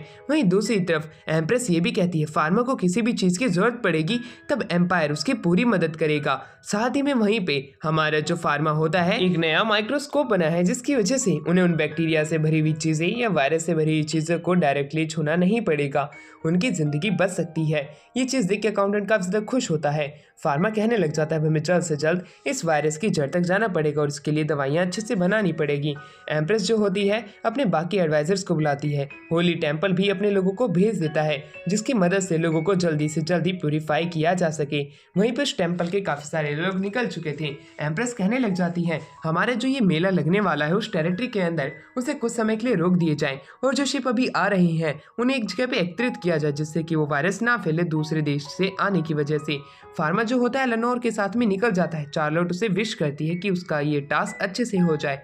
वहीं पे हमें काफ़ी सारी शिप्स को दिखाया जाता है जहाँ पे कि एलेनोर कहने लग जाती है ये टास्क थोड़ा हार्ड होने वाला है। फार्मा और एलेनोरा जो होते हैं अपने ड्रेस पहनते हैं जिससे कि उन्हें वायरस से इन्फेक्शन ना हो। अब वो एक एक करके अपनी फाइल सबमिट करने लग जाते हैं इधर से उधर, क्योंकि जहाज़ पे जाने से पहले उन्हें एक दूसरे की आइडेंटिटी बतानी पड़ेगी लोगों को। अब वो वैसा ही करते हैं। उनका इंस्पेक्शन जल्द से जल्द वहाँ पे ख़त्म होता है। पोर्ट से वो एक छोटे से शिप में बैठ के लोगों की जहाज़ों के पास जाते हैं। वो लोग गुस्सा थे कि उन्हें इतने समय तक क्यों रोका गया है। और वहीं जब वो इंस्पेक्शन ख़त्म होता है उन्हें वहाँ पे कोई भी वायरस नहीं मिलता है, इसलिए उस जहाज़ को जाने की आज्ञा दे देते हैं। पर वो आदमी पहले से ही गुस्से में था, उन्होंने इतना सारा समय उनका वेस्ट कर दिया। वहीं दूसरी तरफ अब हमें बाकी के जहाज़ों के मालिक को दिखाया जाता है जो कि मर्चेंट है। वो अलग अलग तरह का सामान जो है वो फार्मा के ऊपर फेंकने लग जाते हैं। एलेनोरा को काफ़ी ज़्यादा उनके ऊपर गुस्सा आ रहा था कि वो 5 साल के बच्चे की तरह क्या कर रहे हैं। पर तभी एक तोफ के गोले की आवाज़ आती है जो कि और किसी ने नहीं उन्हीं की कंट्री की नेवी ने मारा था। वो लोग वहाँ पे आ गए थे, वो अंकल जीन थे। अंकल जीन कहने लग जाते हैं किसी की भी हिम्मत हुई फार्मा के ऊपर कुछ भी चीज़ फेंकने की तब मैं उसे मार दूंगा। ये हमारे आर्च डुक का बेटा है और एक इंपीरियल कि डॉक्टर भी है। ये बात जान के वो सभी लोग हैरान थे कि इतनी सी छोटी सी उम्र में कोई इतना ज़्यादा आगे कैसे हो सकता है। अंकल जीन कहते हैं तुम्हारी शॉप जब कभी भी खुलेगी तब तुम हमें ज़रूर से इनवाइट करना, क्योंकि जब भी हमने तुम्हारी विटामिन सी की गोली ली है हमें काफ़ी ज़्यादा अच्छा लगा है। ये बात जान के खुद हमारा फार्मा खुश होता है। वो कहता है जल्द से जल्द ये टास्क मैं पूरा कर दूंगा, उसके बाद वो खुल जाएगी। एक एक करके वो अलग अलग जगह पे जाते हैं। इंस्पेक्शन के अंदर उन्हें किसी भी जहाज़ पे किसी भी तरह का वायरस नहीं मिलता है। वहाँ पे एम्प्रेस का एडवाइजर एडम आता है जो कि बताता है कि एक जहाज भाग गया था दूसरी तरफ और वो वहाँ पे गांव के अंदर चला गया, जिसकी वजह से गांव के काफी सारे लोग हाई फीवर की वजह से मारे गए हैं। ये बात जान के फार्मा को काफी ज्यादा दुख होता है कि आखिरकार लोग उनके रूल्स को क्यों नहीं मान रहे हैं, वो लोगों की जान इस तरह खतरे में क्यों डाल रहे हैं। एडम के बताने पे कि काफी सारे लोग मारे गए हैं, एलेनोर और फार्मा जो होते हैं जल्द से जल्द यहाँ से निकल के उन लोगों की मदद करने के लिए निकलना चाहते हैं। फार्मा के साथ एलेनोर जाने लग जाती है, पर फार्मा कहता है एलेनोर तुम्हें यहीं पे रुकना पड़ेगा, इसके आगे का टास्क मैं अकेला कर लूंगा, जिसके ऊपर एलेनोर मना करती है। फार्मा अपने स्टाफ के ऊपर बैठता है और उड़ते हुए यहाँ से चला जाता है जैसे कि हैरी पॉटर जाता है। अब वो इधर से उधर भटक रहा था, उसे सिटी की लोकेशन नहीं पता थी, वो गिरने वाला था पर वो खुद को संभालता है। अब वो उड़ते हुए एक पेड़ से टकराने वाला था, पर उसके स्टाफ के पास में ऐसी ताकत थी कि वो एक चीज़ के दूसरी तरफ आर पार हो सकती है। ये देख के हमारा फार्मा काफी ज़्यादा खुश था। वो अब उस सिटी के पास में आ जाता है जहाँ पे कि वो जहाज़ पाया गया था और लोग मर गए थे। वहाँ से लोग जा रहे थे, उन्हें रोकता है पर लोग कहते हैं हम पीछे जाके मरना नहीं चाहते, हट जाओ, तुम कोई एक इविल स्पिरिट तो नहीं हो क्योंकि तुम हवा में से उड़ते हुए आए हो। ये कहने के बाद वो बड़े बड़े हथगोले अपने हाथ में ले लेते हैं। वो उसे मारने के लिए तैयार थे, पर फार्मा तभी उनके आसपास में आइस से एक डोम बना देता है। लोग कहते हैं तुम तो पक्का एक इविल स्पिरिट हो, तुमने ये कैसे किया। जिसके ऊपर फार्मा कहता है कि वो एक इंपीरियल फार्मासिस्ट है, वो तुम लोगों को बचाने के लिए ही आया है। ये बात सुन के वो लोग काफी ज्यादा खुश हो जाते हैं कि आखिरकार एम्प्रेस ने उनकी बात सुन ली, लोग उन्हें बचाने आए हैं। वो मेयर से बात करते हैं और इस सिटी को 3 कोने में बांटते हैं, जहाँ पे कि सबसे पहले सेफ लोगों को, फिर जिनके अंदर सिम्टम है और जिनके अंदर वो बीमारी है। इस तरह से वो 3 कॉर्नर बनाते हैं जिनके अंदर लोगों को रखा जाएगा। एक एक करके वहाँ पे होली टेम्पल की टीम आती है और वहाँ पे बाकी के लोग भी आते हैं। वहीं समुद्र के अंदर हमें एक इन्फेक्टेड जहाज को दिखाया जाता है। अंकल जीन जो होते हैं उसे देखने के बाद में कहते हैं, फार्मा ने हमें कहा था अगर कोई भी ऐसा शिप दिखे तब उन्हें छोड़ना मत। हम चाहते हैं कि ये लोग अगर जिंदा हैं तो उसी जहाज पे रहें। पर वो जहाज बढ़ते हुए आ रहा था। एक बंदा बताता है जहाज पे जितने भी लोग थे वो मारे गए हैं। इसी वजह से ओल्ड जीन यानी कि अंकल जीन को उन्हें मारना ही पड़ेगा।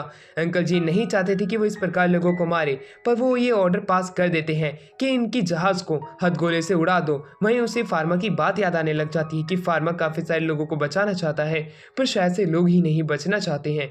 ये कहने के बाद वो उस जहाज को उड़ा देते हैं। तो दूसरी तरफ हमें दिखाया जाता है कि कैसे कुछ लोग बात कर रहे होते हैं एक फार्मा की यूनिवर्सिटी के अंदर, जहाँ पे कि एक हमें ओल्ड वुमेन को दिखाया जाता है जो कि कहती है मैं भी तुम्हारी रिसर्च में मदद कर सकती हूँ, पर वो लोग उसे मना कर देते हैं।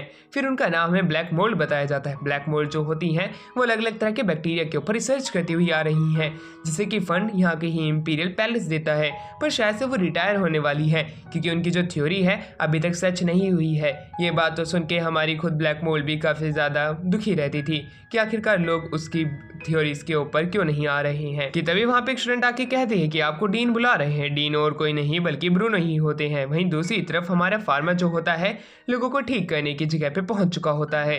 वो जैसे ही अंदर जाता है लोग उसे रोक लेते हैं जो कि होली टेम्पल के थे। वो कहते हैं तुम कौन हो, तुम यहाँ कैसे आए हो? जिसके ऊपर वहीं पे एक पर्सन बताता है कि और कोई नहीं बल्कि गॉड ऑफ मेडिसिन का ही रीइंकार्नेशन है। ये बंदा सलमान के साथ है, इसलिए उसे पता है कि आखिरकार फार्मा कौन है।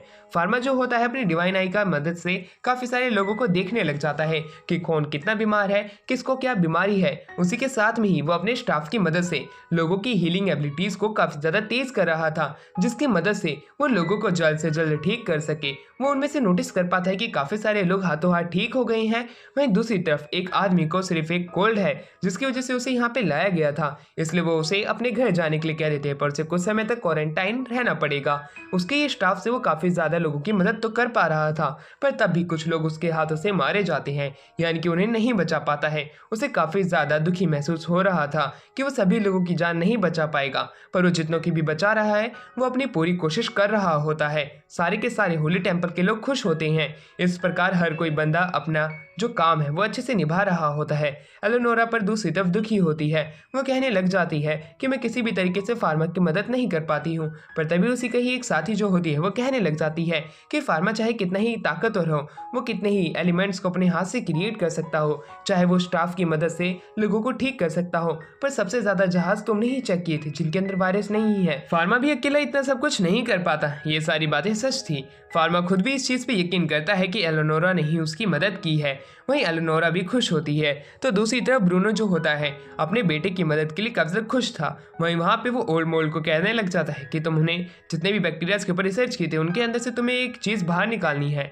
ये बात सुन के वो काफी ज्यादा हैरान थी। शुरुआत में तो उसे लग रहा था शायद से कि उसका फंडिंग जो है इंपीरियल पैलेस से बंद हो जाएगा, पर ब्रूनो ने तो उसे इस दुनिया को बचाने का ही काम दे दिया है। वहीं पर ब्रूनो जो होता है अपने बेटे की थ्योरी को बाहर निकालता है, जो कि ओल्ड मोल्ड की ही थ्योरी से थोड़ी मिलती जुलती थी। ये चीज देख के वो काफी ज्यादा हैरान थी। वो कहती कि आखिरकार ये जीनियस है कौन जिसने कि इस तरह का उपाय निकाला है बीमारी को ठीक करने का।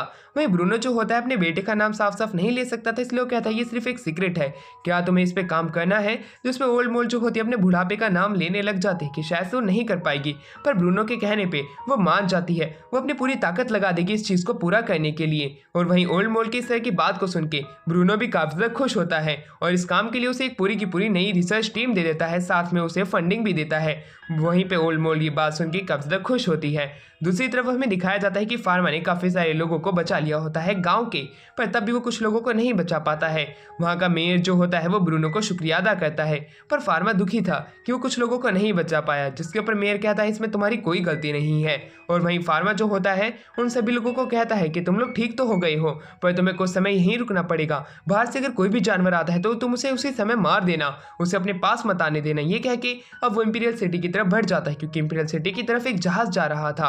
पर तभी वो वहाँ पे कुछ लोगों को देखता है जो कि धुआं फैला रही होते हैं। वो जैसे उनके पास जाता है उन्हें पता चलता है कि ये लोग यहाँ पे कुछ जानवरों को लेके आ रहे थे और उनके साथ में 5 डिवाइन नाइट भी आए थे, जिन्हें कि होली नाइट भी कहा जाता है, जो कि एम्पायर्स को दिए जाते हैं उनकी रखवाली के लिए। वहीं होली नाइट्स जो थे वो यहाँ से अलग हो गए। उन्हें एक जहाज के द्वारा लाया गया था नीदरलैंड से। नीदरलैंड वही जगह है जहाँ पे कि ब्लैक डेथ फैला था और इसी के साथ में वो वहीं के कुछ जानवर लेके आए थे जो कि इस कंट्री के अंदर फैलाना उनका काम था, बीमारी को। ये सारी बात जान के फार्मा के साथ में जितने भी होली नाइट थे यानी कि होली टेम्पल के लोगों ने खत्म करना चाहते थे, पर फार्मा उन्हें खत्म होने नहीं देता है। वो कहता है कि मैं एक डॉक्टर हूँ, एक फार्मासिस्ट हूँ, मैं लोगों को खत्म होने नहीं दूंगा। वो उन्हें भी बचा लेता है। वहीं उसे एक चीज़ ज़रूर पता चल जाती है कि नीदरलैंड के लोग ही उन्हें खत्म करने की कोशिश कर रहे हैं। वो यहाँ पे एम्प्रेस को मारने की कोशिश करना चाहते हैं। वहीं पे वहीं लोग जो होते हैं वो उन्हें बचाने के बारे में कहने लग जाते हैं। फार्मा जो होता है उन्हें कहता है तुम लोगों ने चाहे कोई भी गलती की हो, मैं एक फार्मासिस्ट हूँ, इसलिए मैं तुम्हारी जान खतरे में नहीं डाल सकता हूँ। वो उन्हें बचा लेता है। वहीं हमारा ब्रूनो जो होता है वो कहने लग जाता है कि नीदरलैंड के जो लोग थे उन्हीं की ही चाल है हमारे किंगडम को खत्म करने के लिए। वहीं एम्प्रेस जो होती है वो कहती है जल्द से जल्द उन 5 नाइट को मार दो जो कि दूसरे देश से आए हैं और उस बीमारी को रोकने की अपनी पूरी कोशिश करो। हमें इस सिटी के लोगों को बचाना है, इस कंट्री के लोगों का उधार चुकाना है। सभी लोगों की सहायता एक दूसरे को पूरे तरीके से मिल रही होती है। वायरस कम से कम फैल रहा होता है। वहीं पे हमें दिखाया जाता है कि कैसे हमारा फार्मर जो होता है दवाई को बनाने में लगा हुआ होता है कि तभी एक धुआं उठता है। वो धुआं और किसी ने नहीं बल्कि कुछ स्क्विरल्स ने मचाया होता है जो कि हवा में उड़ रही होती हैं। और इसी के ही साथ में वहाँ पे कुछ नाइट भी आ जाते हैं जो कि होली नाइट है नीदरलैंड के। वो लोगों पे इधर से उधर अटैक करने लग जाते हैं। वहाँ पे एक केओस मच जाता है। फार्मा जो होता है जल्द से जल्द अपनी लेबोरेटरी से निकलता है और वो बाहर आता है। वहीं वो देखने लग जाते हैं कि कैसे कुछ नाइट्स जो है काफ़ी सारे स्क्विरल्स को छोड़ देते हैं और वो स्क्विरल्स हवा में उड़ के इधर से उधर बीमारी फैलाने लग जाती है जो कि इन्हीं स्क्विरल से आ रही थी। फार्मा समझ जाता है कि उड़ने वाली स्क्विरल्स की ही वजह से बीमारी फैल रही है। वो रिंग बेल कर देते हैं जिससे कि हर किसी को घर में ही रहने का ऑर्डर मिला होता है। एम्प्रेस जो थी वो कहती है उन 5 नाइट को जल्द से जल्द खत्म कर दिया जाए जो कि सिटी के अंदर आ चुके हैं, जिसके ऊपर एडवाइजर कहते हैं कि हम लोग उन्हें खत्म करने ही वाले हैं, हमने अपनी सेना भेज दी है। ब्रूनो कहता है कि जरूर कैमिस का ही वजह से हुआ है, मैं कैमिस को खत्म कर दूंगा क्योंकि मैं उसे पिछली बार खत्म नहीं कर पाया, इसी वजह से उसका गुस्सा अब और भी ज्यादा बढ़ चुका है। पर एम्प्रेस को समझ नहीं आ रहा होता है नीदरलैंड का राजा तो मर चुका है, फिर भी वो उसके 5 नाइट यहाँ पे आके क्या करना चाहते हैं। ब्रूनो बताता है ये सारी चीजें और किसी के नहीं एक क्यूमस नाम के बंदे की करनी धरनी है जिसे कि इसी ही किंगडम के लोगों ने काफी साल पहले भगा दिया था उसके ह्यूमंस के ऊपर एक्सपेरिमेंट करने की वजह से। पिछली बार तो सिर्फ उसके डिवाइन आर्ट को ही सील किया गया था, बस उसे मारा नहीं गया था। इसी वजह से वो दूसरी सिटीज में और किंगडम्स में घूमने लगा और मुझे लगता है ब्लैक डेथ के पीछे उसी का ही हाथ है। उसने काफी सारे पॉइजन्स के ऊपर जो कि एक इंसान से दूसरे इंसान पे फैलते हैं उसके ऊपर एक्सपेरिमेंट किया था। वो उसे खत्म कर देने का वादा करता है क्योंकि पिछली बार वो ऐसा नहीं कर पाए, ये उसकी गलती थी। पर दूसरी तरफ वो जो 5 होली नाइट थे जो कि वहाँ पे आए हुए थे उनसे फाइट करने के लिए उस किंगडम के लोग आ जाते हैं। वो लोग उनसे फाइट कर ही रहे थे कि तभी वहाँ पे होली टेम्पल के और भी लोग आ जाते हैं जो कि उनकी डिवाइन आर्ट को छीन लेते हैं उन लोगों से, क्योंकि वो अच्छाई का साथ नहीं बुराई का साथ दे रहे होते हैं। वो कहते हैं कि आखिरकार तुमने ब्लैक डेथ इस सिटी में क्यों फैलाया। वो इस चीज़ के बारे में नहीं जानते थे कि तभी उन्हें बंदी बना लिया जाता है। बेल रिंग करना बंद कर देती है, इसी वजह से चार्लोट जो होती है अकाउंटेंट के साथ में दूसरी जगह पे भट जाती है। वहीं पे हमारा फार्मर दूर से देख रहा होता है कि कैसे ब्लैक डेथ का जो वायरस है वो यहाँ पे फैल रहा होता है स्क्विरल्स की वजह से। वो उसे रोकने की अपनी पूरी कोशिश करने लग जाता है। वो इधर से उधर उन स्क्विरल्स को मार रहा होता है। अब वो जो बेल थी वो रिंग करना बंद कर देती है। ब्रूनो नाइट्स के पास में आता है। वो नाइट्स कहते हैं हमें कोई भी ब्लैक डेथ वायरस के बारे में नहीं पता है, हमारे लोगों को बंदी बनाया गया था और वो उन लोगों को तभी छोड़ते जब हम आप लोगों के किंगडम पे अटैक करते और इसी वजह से ही हमें ये सब करना पड़ा। तो दूसरी तरफ हमें केमिस को दिखाया जाता है जो कि इन्हीं के ही किंगडम के अंदर आ चुका था। वो फार्मेसी के ही सबसे ऊपर बैठा हुआ था जो कि पैरेलल फार्मेसी थी। वहीं ब्रूनो जो होता है ये सब देख रहा होता है। फार्मा को कोई भी बात समझ में नहीं आ रही होती कि तभी वो पीछे मुड़ के देखता है जहाँ पे कि एक ब्लैक औरत से ढका हुआ आदमी उसकी फार्मेसी की शॉप पे था। चार्लोट उसी तरफ जा रही थी। चार्लोट जैसे ही वहाँ पे जाती है वापस से रिंग बेल करना शुरू कर देती है, यानी कि अब छिपना पड़ेगा। वो अकाउंटेंट के साथ में उसी कमरे के अंदर चली जाती है जो कि फार्मेसी का सबसे टॉप लेवल का था, जो कि और किसी का नहीं हमारे फार्मा का था। वो जैसे ही वहाँ जाती है उसे एक ऑमनियस एनर्जी फील होने लग जाती है जो कि और किसी की नहीं केमिस्ट की थी। वो जैसे ही वहाँ पे आता है वो अकाउंटेंट को मार देता है। ये देखने के बाद में चार्लोट काफी ज्यादा घबरा जाती है। फार्मा को ये फीलिंग आ जाती है कि इसके पीछे कोई डीमन ही हो सकता है। और वहीं ब्रूनो जो होता है क्यूमस को मारने के लिए निकल जाता है। उसे देख के वो काफी ज्यादा खुश था। क्यूमस के ऊपर उसका किसी भी तरह का मैजिक इस्तेमाल नहीं हो रहा था क्योंकि वो एक बैड स्पिरिट में बदल चुका होता है। उसने काफी सारा पॉइजन उस कमरे के अंदर फैला दिया होता है। उस पॉइजन को देखने के बाद में हमारा फार्मा काफी ज्यादा दुखी हो जाता है क्योंकि जो उसके साथी थे जो कि अकाउंटेंट था, तो दूसरी तरफ उसकी जो चार्लोट है वो भी उससे इन्फेक्टेड हो चुकी थी। ये अलग अलग तरह का पॉइजन था जो कि एक मिक्स पॉइजन में बदल चुका है। उसकी वजह से उनकी जान काफी ज्यादा खतरे में है। वहीं दूसरी तरफ उसके जो फादर हैं वो क्यूमस के हाथों बुरे तरीके से पीट रहे होते हैं। उनके पिछवाड़े पे डंडे ही डंडे पड़ रहे होते हैं कि तभी वहां पे क्यूमस जो होता है एक पॉइजन जो है वो फार्मा के फादर के ऊपर गिरने वाला था कि तभी वहां पे फार्मा आ जाता है।